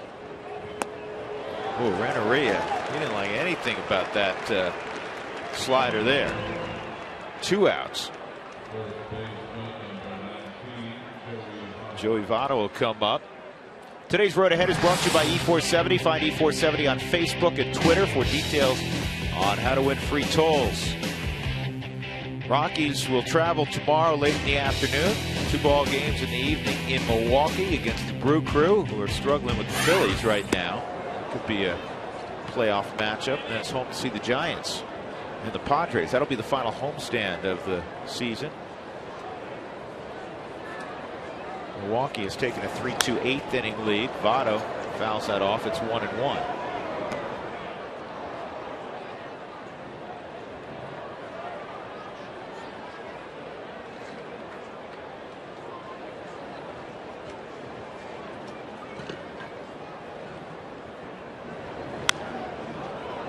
Good heater at 95. Hamill's another guy, George. If he can take some of September, have success, new fatherhood, and erase the memories of the middle 3-4 months and take that into the offseason. EY on the move, on the redirection, on the tag. Well done by Jordan Pacheco. That's 1-4-3. And a nice job by Pacheco, who does not have a lot of time at first base, coming off the bag and making the tag.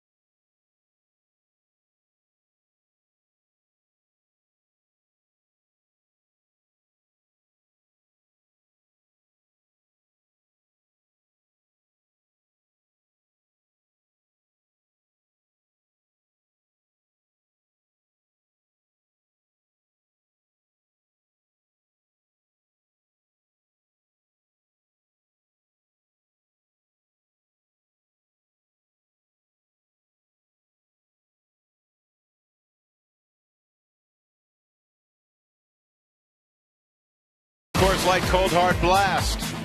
We return you to the 4th inning. Ty Wigginton with 2 outs. Got enough of it over the left field wall. Number 15 on the season for Wigginton. Gave the Rockies a 1-0 lead. That's our Coors Light Cold Hard Blast. Rockies now have a 2-0 lead as we go to the bottom of the 6th inning. Logan Ondrasek will take over for Edinson Volquez. Time for our Fast Cash Sideline Report. It's brought to you by Fast Cash Gold Centers, where you'll always get 40% more for your gold. Here now, Alana Rizzo. Thanks very much, Drew. Well, let's talk a little bit of football on this football Sunday as the NFL kicks off the weekend. There was a game on Thursday night, but a lot of games in play today. Well, Peyton Manning's 227 consecutive starting streak, the longest ever to start a career, is over as Peyton had to have a second neck surgery, so Kerry Collins under center for the Indianapolis Colts. But my point of the story is that, as we know, Todd Helton and Peyton Manning are very good friends, and throughout this whole process that Peyton has been dealing with his neck, Todd Helton has really encouraged Peyton to enjoy the recovery process in terms of encouraging him to rest. Now, Todd, who has taken 3 significant breaks during this season just to be able to play the entire season, has encouraged Peyton not to rush the recovery. Now, guys, the last quarterback other than Manning to start a game with Manning on the roster, well, that was Todd Helton, who started for Tennessee against Mississippi State in the 4th game of the 1994 season. Peyton Manning, or actually Todd Helton, was limping off the field. Peyton Manning came in relief of Todd Helton. Todd Helton was never the quarterback again at Tennessee. It worked out for both of these guys, but Todd Helton telling Peyton Manning, just recover, because you know what? I know you want to play. The streak is important, but being able to walk and recover after you play the game is far more important. So the streak is over. Todd Helton telling Peyton Manning to take a rest, guys. Yeah, those guys talk on a regular basis, text back and forth. This is slowly hit to short. Rosario will trade places with Wigginton, who had singled. It's just not the same knowing that Peyton Manning's not going to play football in 2012 or 2011. I'll bring up Thomas Field, 0 for 1 and a walk.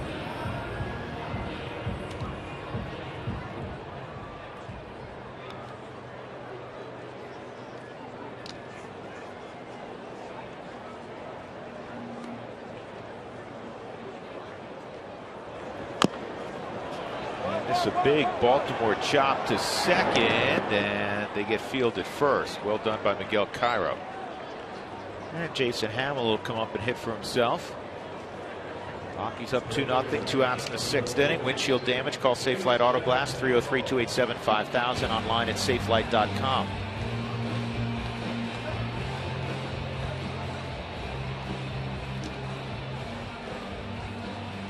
Well, Hamill hit a home run earlier this year. So you're looking for another one? About time. Been a while? Been a while. Driven in 4 RBI, driven in 4, so a chance for a 5th ribby.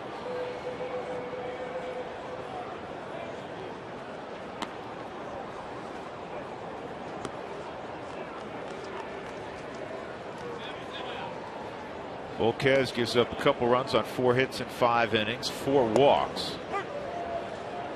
And he struck out 3. His teammate Johnny Cueto's leading the National League in ERA.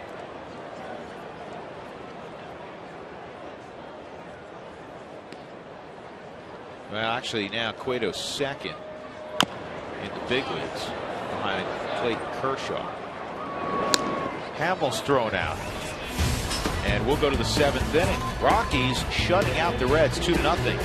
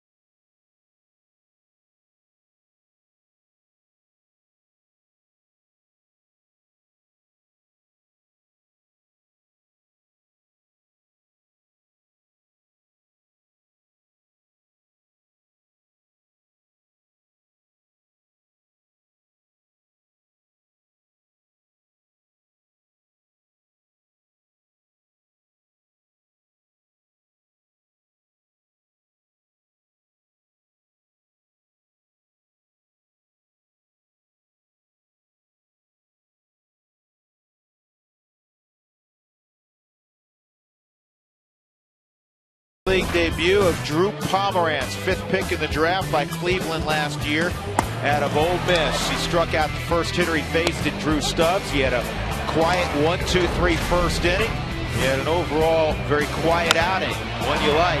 Ty Wigginton gave him a 1-0 lead with that home run in the 4th, first hit against Edinson Volquez. 5 innings of work for Pomeranz. No runs on just a couple of hits. Jordan Pacheco gave him a 2nd run, scoring Eric Young in the 5th inning. That's where we stand, 2-0. And Drew Pomeranz now a spectator. Yeah, and a smile on his face, as it should be. How about that? 5 innings, 2 hits, no runs. Jay Bruce hit by a pitch and a fly ball to right field. And that is foul. He may have broken that bat. That didn't sound good, Jay. Get another piece of wood. Go get some new lumber, my friend. You know, Jay Bruce, George, is a name, you know, we've said for a few years now, right? He's only 24. I think that's one thing people forget about his age, what he's accomplished. They got a good, very good nucleus with the Envato. There's no question about it. If they get Brandon Phillips back again, that's a pretty nice threesome to have in your lineup. Well, Brandon is in his signed for next year. It's an option year. Wigginton makes the catch. Bruce retired. 4 in a row set down by Hamill since entering the ball game. Toyota talk going by. Justin Verlander with 22 wins. Sabathia failed to get his 20th yesterday.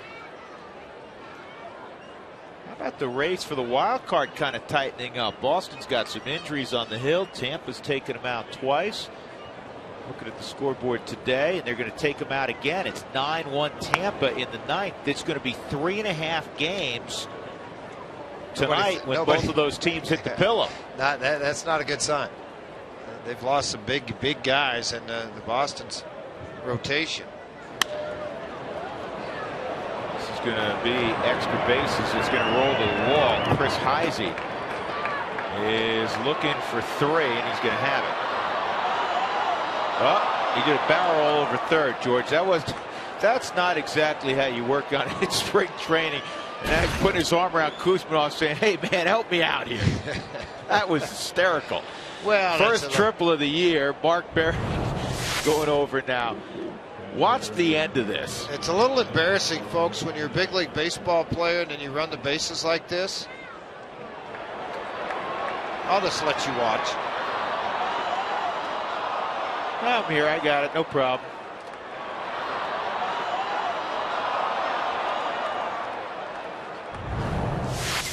Kuzminov, you okay, guy? What are you doing? Yeah, I'll give you a 3 on the fall, but I'll give you a 10 on the recovery. He hopped up quickly. So Heisey, a 1-out triple. Ramon Hernandez at the plate.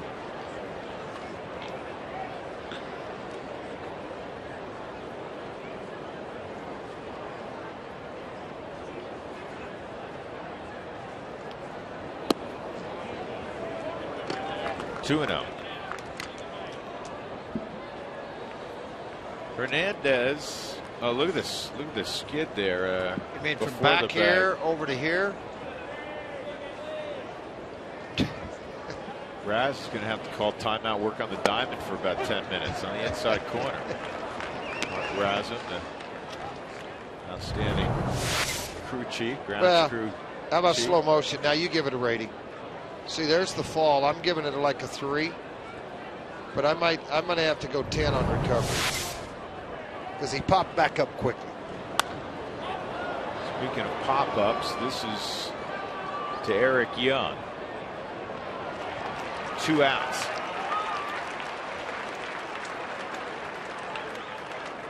And Todd Frazier will come up.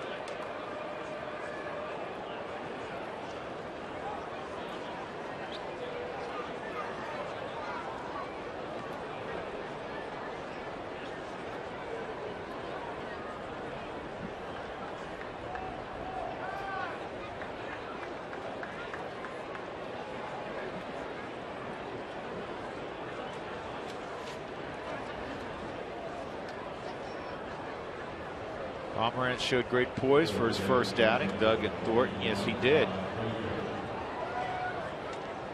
Somebody wants to elect a mayor already. I don't know if that's a an overall political statement or I'm not getting into it. You were that overwhelmed. He pitched well.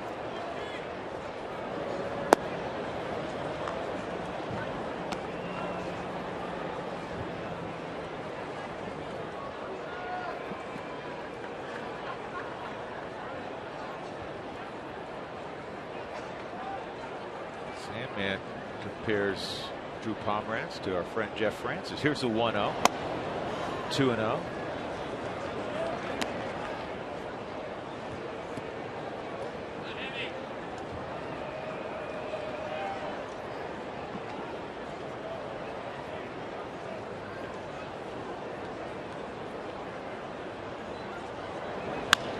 Frazier out in front. I'm glad that Tampa's come on. They're an exciting team, and they battle with the small payroll in that American League East. Nobody watches them play, and we need some more races because right now it's the AL East up top, and now it's all of a sudden become a three-way race, and of course the AL West pretty interesting. Well, it is interesting. The Angels and the Rangers going at it. Dexter ought to be camped under this. He will be. Nice job by Jason Hamill. A one-out triple to Heisey, but he gets a fly ball from Frazier after the pop out by Ramon Hernandez. 2-0. Stretch time at Coors Field, and we will stick around today for what I'm sure will be a very memorable rendition of God Bless America on the 10-year anniversary of 9/11. Please rise as we honor our great country by the performance of God Bless America. Performing God Bless America today, representing the United States Air Force Academy Band, is Senior Master Sergeant Steve Kinderman. Please welcome Senior Master Sergeant Kinderman and join him by singing along to God Bless America.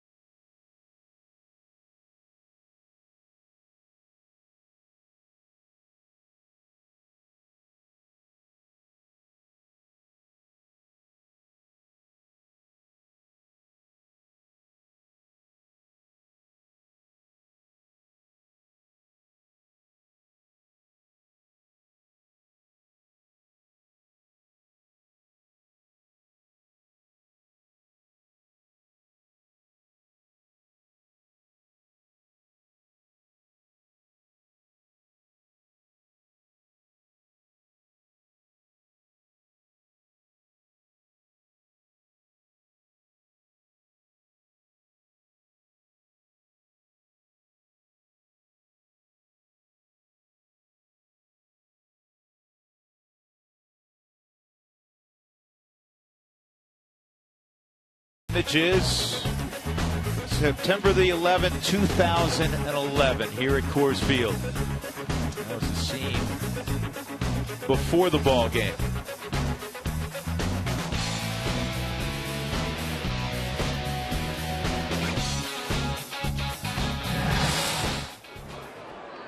It's brought to you by Frost Brewed Coors Light, the world's most refreshing beer. Eric Young will lead it off here against Logan Ondrusek in the 7th inning.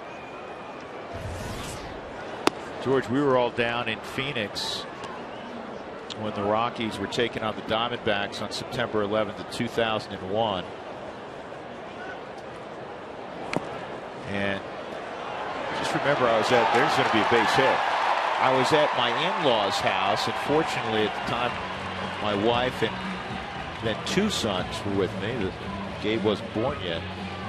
And I remember getting up early and my father-in-law whispering in my ear, he said, something just happened that's going to change the world forever. And it's kind of hard at whatever early hour that was to kind of comprehend that kind of statement. Do you recollect exactly where you were in Phoenix when you got my to work? wife called me. Yeah, my wife called me. And, you know, and again, what it did was bring back a tremendous amount of memories for all of us from Oklahoma with the Murrah building bombing in Oklahoma City, the federal building there. So, you know, it's kind of disbelief, I think, is the one thing that hits you immediately. This can't be happening.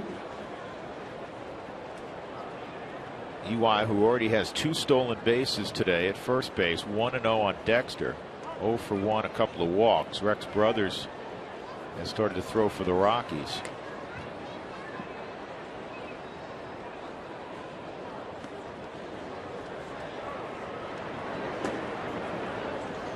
And EY takes off. Hernandez's throw is high. And Junior has yet another stolen base. 3rd of the day, 21 on the season. And he's been caught just twice.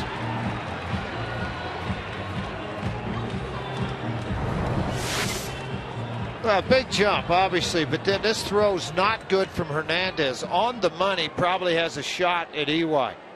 But because of the height of the throw and offline, EY able to duck Renteria and yet stop himself at second base.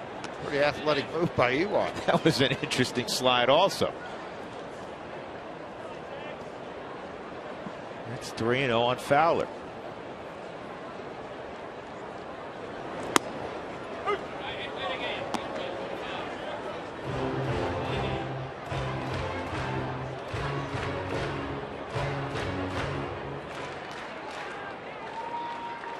$39,538 in the ballpark today. And it's 3-2. Over 110,000 for this series. Well over 110,000 for this weekend set. Now a final. Tampa beat Boston 9-1. They swept them. This is to shallow right. It's going to drop. Junior will stop at 3rd. He obviously had to see that down initially. And it's a bloop single for Fowler. 1st and 3rd. Nobody out in the 7th. And Jordan Pacheco is coming to the plate. He already has an RBI today. You've got a guy on the mound that induces a lot of ground ball outs, but then you can apply more pressure if you take Fowler and put him in motion and get him to second base with EY at 3rd.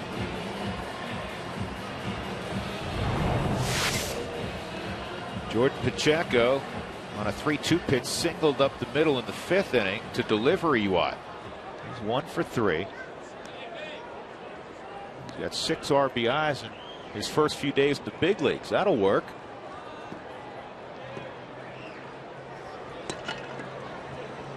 Now, because he played throughout the minor leagues. Oh, man, that's another pitch off the glove of Hernandez, and this time it costs Cincinnati a run. Junior with the great wheels scores on a pretty close play at the plate. 3-0 Colorado.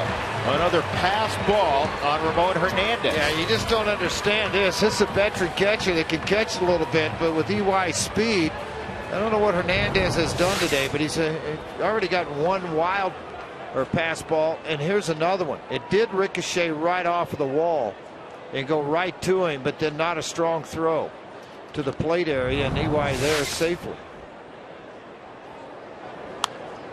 Fouled off. Well, remember the one a few days ago, the Miguel Montero behind the plate, it ricochets right back to him. It was EY coming home on that one also. And they were able to get him there, but it disputed a little bit. I thought maybe he was safe on that play at the plate. This time he's definitely safe. EY had to break out all of the slides on this particular tour. This is a ground ball to the right side. That's going to get Pacheco high fives when he gets to the dugout as he's able to move Fowler to third with one out. Esmil Rogers first over there to greet him.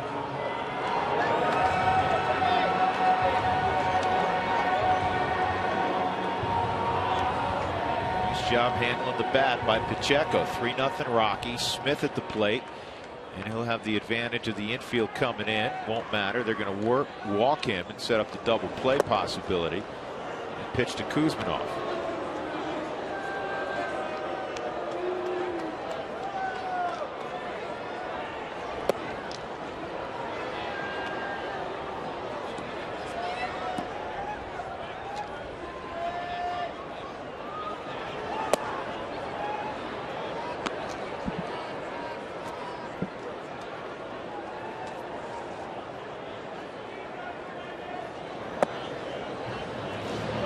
Kuzminov will come up 0 for 3 today. Fly ball center field, ground ball to third, another ground ball to third. That'll be at Coors Field for the final home games of the season as the Rockies salute our fans with giveaways including a trip to spring training, season tickets, autographed items, and a whole lot more. That's all September 15th through the 21st. I really want you to be here. The Dugout Store coupon night on the 15th, obviously fireworks show on the 16th, the lunch bags, we've talked about that on the 17th, Tulo t-shirts, ticket vouchers, dollar hot dog, and a prize giveaways on that last day, the 21st, and particularly the players as they circle this field and salute you wonderful fans here in Colorado.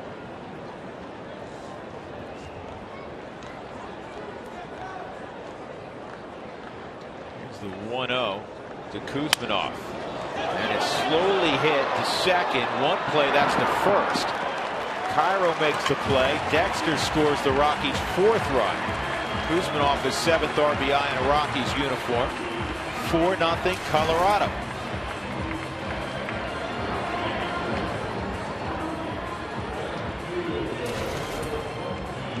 Well, other than the bloop single by Fowler, a ball hasn't left the infield, but the Rockies have 2 runs. How about that? That's why Dusty likes him so much. Heavy sinker and pretty good breaking ball. There's the one for strike 1 to Ty Wigginton. Ty's got a couple of hits today, including his 15th home run of the year. Another Ribby out there. Seth Smith at second. I'm looking forward to the trip to Milwaukee, even though it's just 2 days going in, to see their ball club play. Zach Greinke turned his year around, pitching pretty well. They're starting the year on the DL.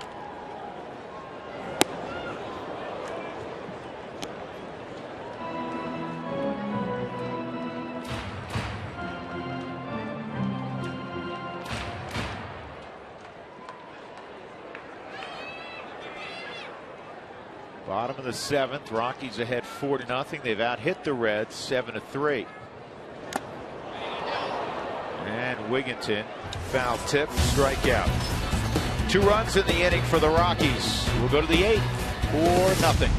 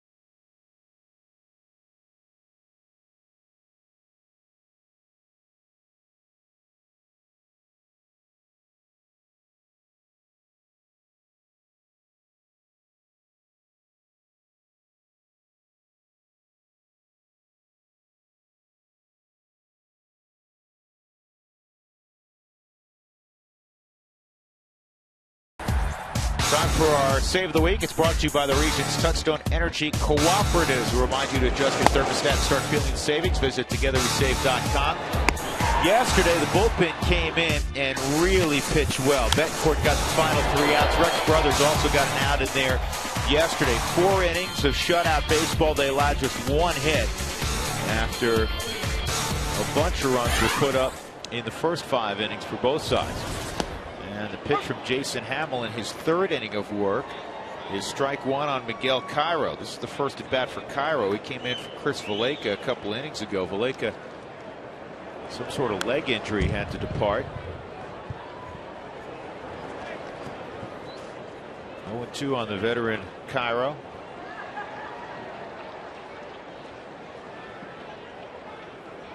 So that's Alonso in the on deck circle, isn't it? Pinch hit. Yeah.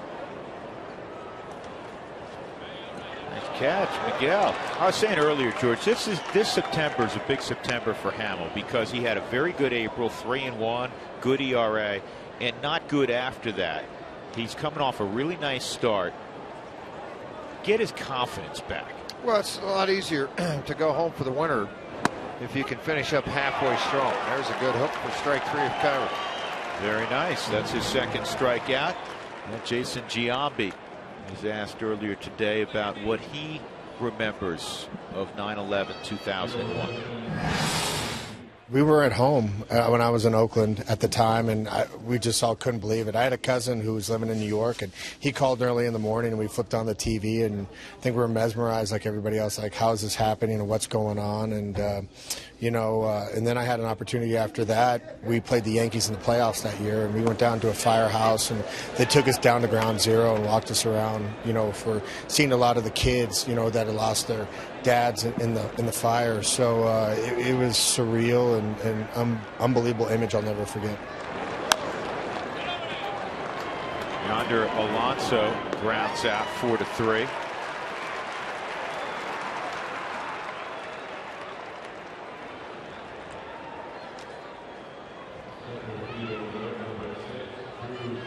And the next year, Jason Giambi was in New York full time.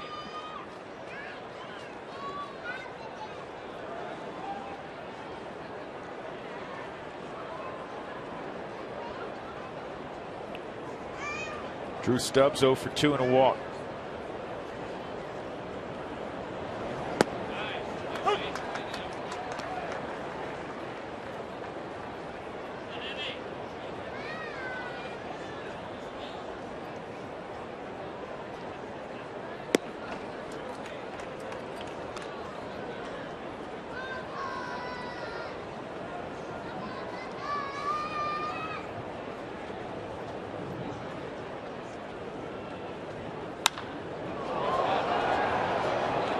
High fly ball that's going to stay in the yard, right center field. Dexter Fowler makes the catch, and a 1-2-3 8th inning for Jason Hamill. 4-0 Rockies.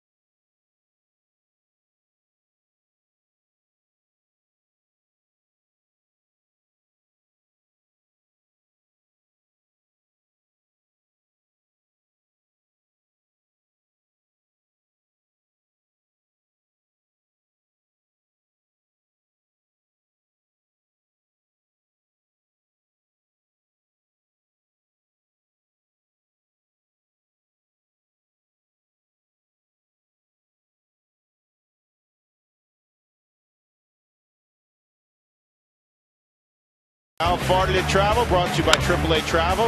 Relax, we take care of you. Ty Wigginton's home run in the 4th inning traveled 385 feet. That was first hit back against Edinson Volquez. Actually 387 feet. AAA, how far did it travel? Jose Arredondo is in the ball game to throw the bottom of the 8th inning. Willeen Rosario, Thomas Field, and then we'll see. Jason Hamill's due up 3rd. See if Jim Tracy says, "Boy, you're pitching well. Go and finish the ball game." Well, the game got expanded a little bit too. 4-0 ball game, but sometimes you have those other guys down the back end of a bullpen, Brothers and Betancourt, that you've been using. Go ahead and let them finish things up. Hamill's done a nice job giving you 3 shutout innings. Rosario is 1 for 3 this afternoon.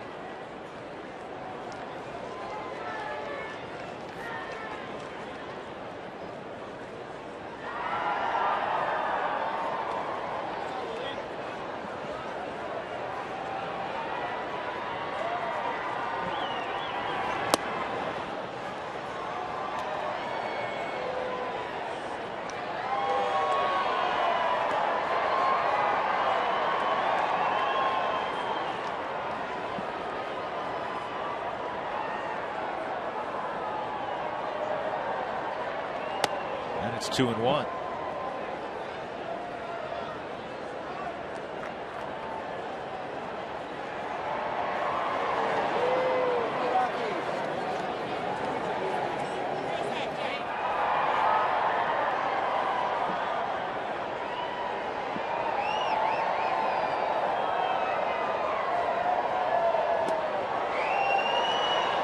Two balls, 2 strikes on Rosario.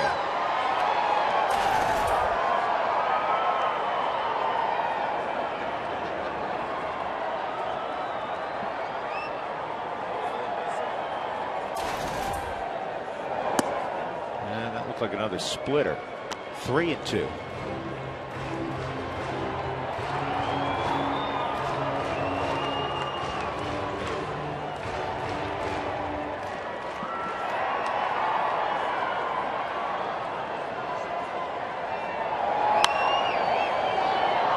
Out of play down the right field line.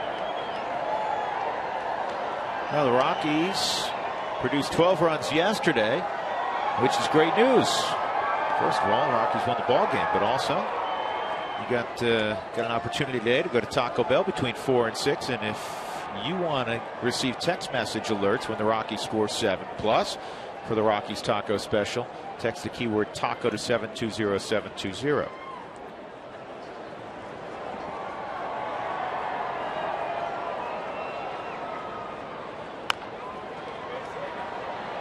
Arredondo is going to run to the bag himself.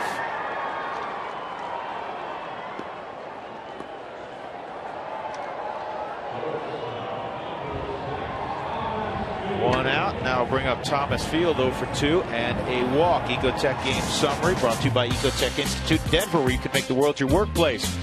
Rockies got the home run in the 4th inning from Wigginton. Got a base hit from Pacheco to drive in a run in the 5th, and then a couple of runs last inning. And the big story, Drew Pomeranz, 5 scoreless innings in his major league debut. Gave up just 2 hits, only one of which left the infield. Walked a couple, struck out 2, hit a batter. Outstanding debut for Drew Pomeranz, the 22-year-old out of the University of Mississippi in Oxford. Fun to watch, I can tell you that. I thought it was pretty cool to go out. Mom and Dad, brother, they're all here to watch it, be a part of it. And the nice part is you've got tomorrow. You don't leave till later afternoon on a chartered flight to leave. Yesterday, it was Jordan Pacheco's mom and dad. They got to watch the home run, the 3 RBI day, the 3 for 5 day. So it's been neat for all these guys to have fun with the families as they make these major league debuts. 2-strike count on Field.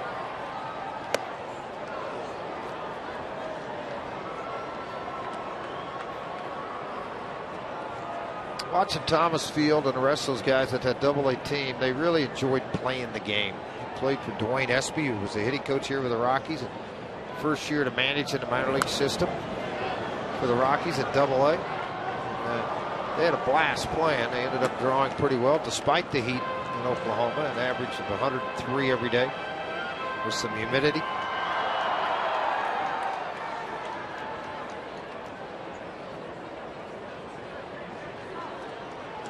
He was with his wife at a function in Oklahoma City. I believe they were at a wedding when he got word they were getting ready to drive back home to Waco. When he got word that, hey, you are needed in the big leagues. So let's see, my bag's in Texas. It's all right. Hey, let's go over to Dick's Sporting Goods, buy some sleeves, and get a pair of cleats, and we'll head that way. Exactly. I'll borrow a glove.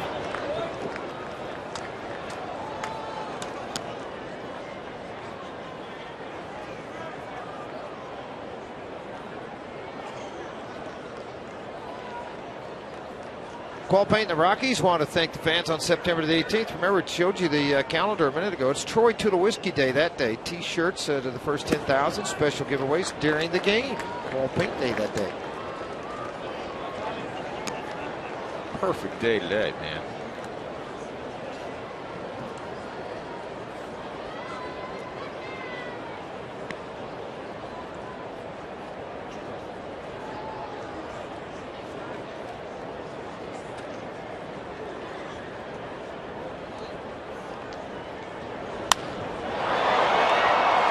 Center field. Stubbs makes the catch. Field retired. And Jason Hamill is going to have an opportunity to earn a save today, George, because it looks like he's going to pitch the ninth inning. Well, he might. I mean, I still see Brothers firing pretty good. And Matrix just said, you know, all my guys, I'm thinking about pinch hitting. They're all hurt, need a day off. Yeah, they got a lot of guys they could hit, obviously. But Brothers has continued to throw down there. Maybe it's more of a safety thing than anything. And you know what? Hamill deserves the opportunity for a save.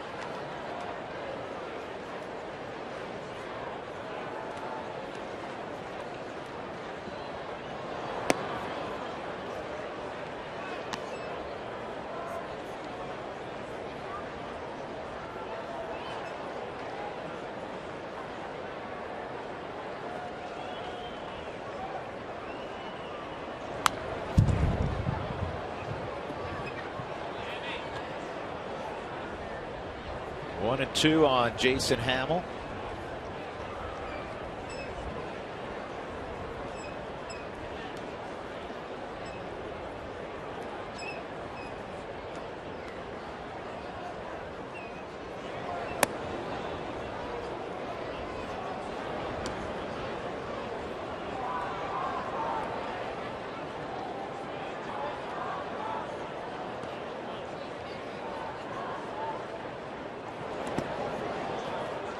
Runs full 3-2. Rockies 37 and 36 at home.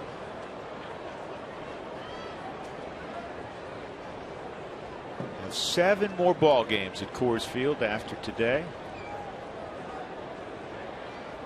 4 against the Giants, 3 against the Padres. And Arredondo strikes out Jason Hamill. We'll go to the ninth inning. The Rockies 4 and the Reds nothing.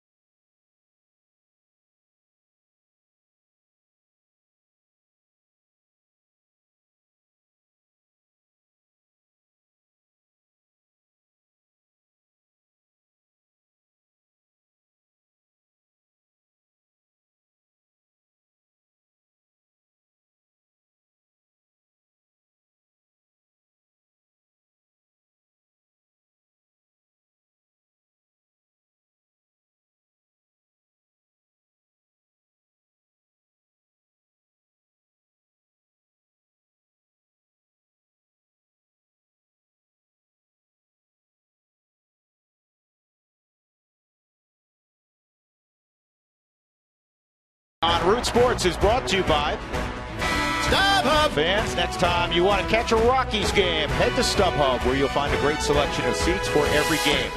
By Wells Fargo. Wells Fargo customers visit wellsfargo.com/Rockies for 2-for-1 club level seats.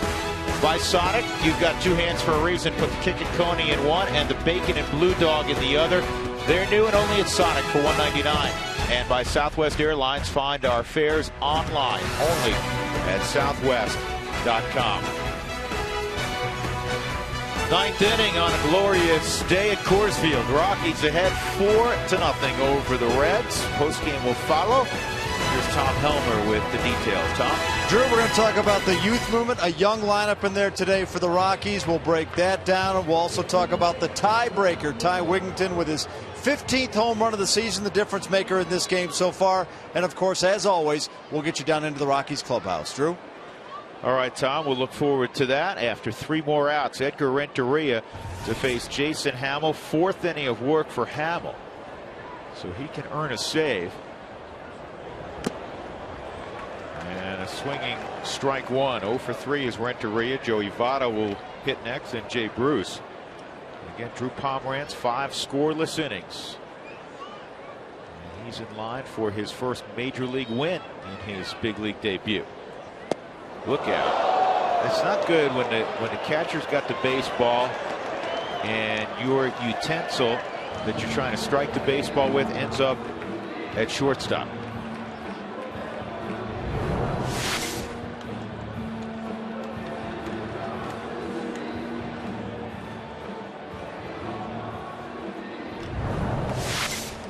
I thought Thomas Field could field that on the backhand. He opted not to. 2 strikes on Renteria.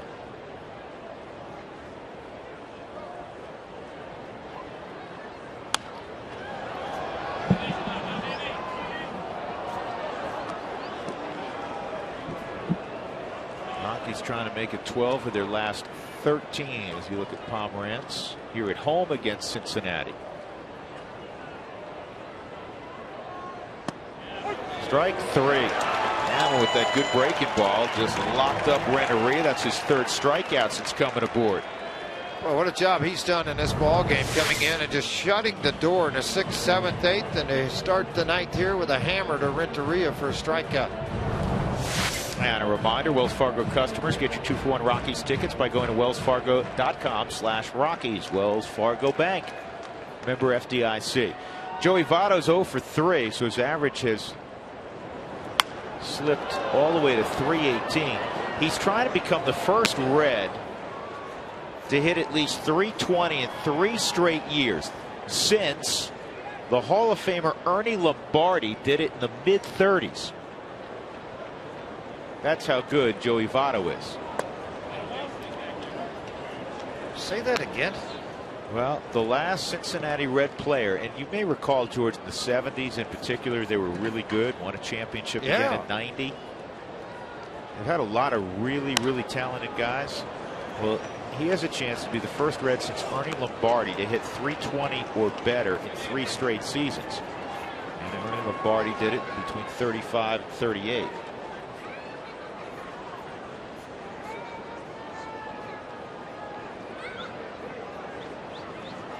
One and 2 on Votto. I think the thing that's impressed Jim Tracy with the spot start Hamill had and what he has seen here today, he has made pitches. He hasn't gone to the mound and just thrown. He's had an idea with what he was doing the whole time he was doing it until then. Yeah, Joey Votto just swatted one into the seats, and that will help Cincinnati avert the shutout. That is home run number 28 for Votto, his 94th RBI.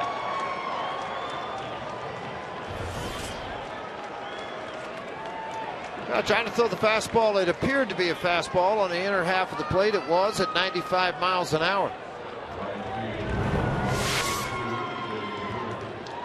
Put it right where Rosario wanted it. He went that inner half at 95. Votto had looked silly on a fastball inside from Escalante on Friday. They went inside. He appeared to be waiting for it and hit it out of the park.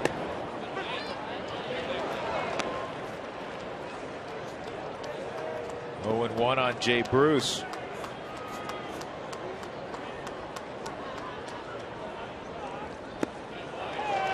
0-2 on Jay Bruce.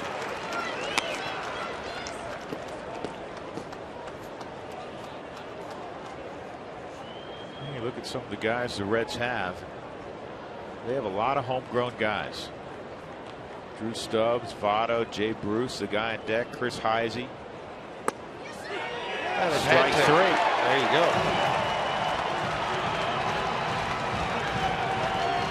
Well, they tried the money thing when they brought in Ken Griffey Jr., assuming that contract and adding to more pieces to it. It didn't work. So now they draft develop a lot like a lot of other ball clubs, and they're seeing the dividends quickly. Good heater there from Hamill. 4-1 the score. Drew Pomerantz looking for one more out. Hamill does have a couple of major league saves that came with Tampa Bay, and he's going to get another one here. Thomas Field has got it, and a very impressive day for the Rockies kids.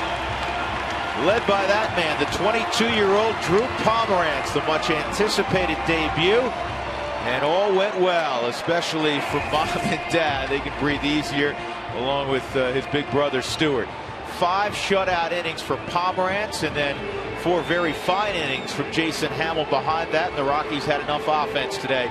They win it 4-1 this afternoon, and they take 2 of 3 from Cincinnati. Today's delivery of the game is brought to you by Jimmy John's, America's favorite sandwich delivery guys. Drew Pomerantz, first pitch of the ball game, 92-mile-an-hour strike 1, and he got Drew Stubbs 3 pitches later on an excuse-me swing. He struck out 2 in his outing. He got a couple of ground ball double plays behind him. He was in complete control. Drew Pomerantz worked 5 innings of shutout baseball in earning his first big league victory. Congratulations to number 47. You're going to hear from him in a few moments. Rockies win it 4.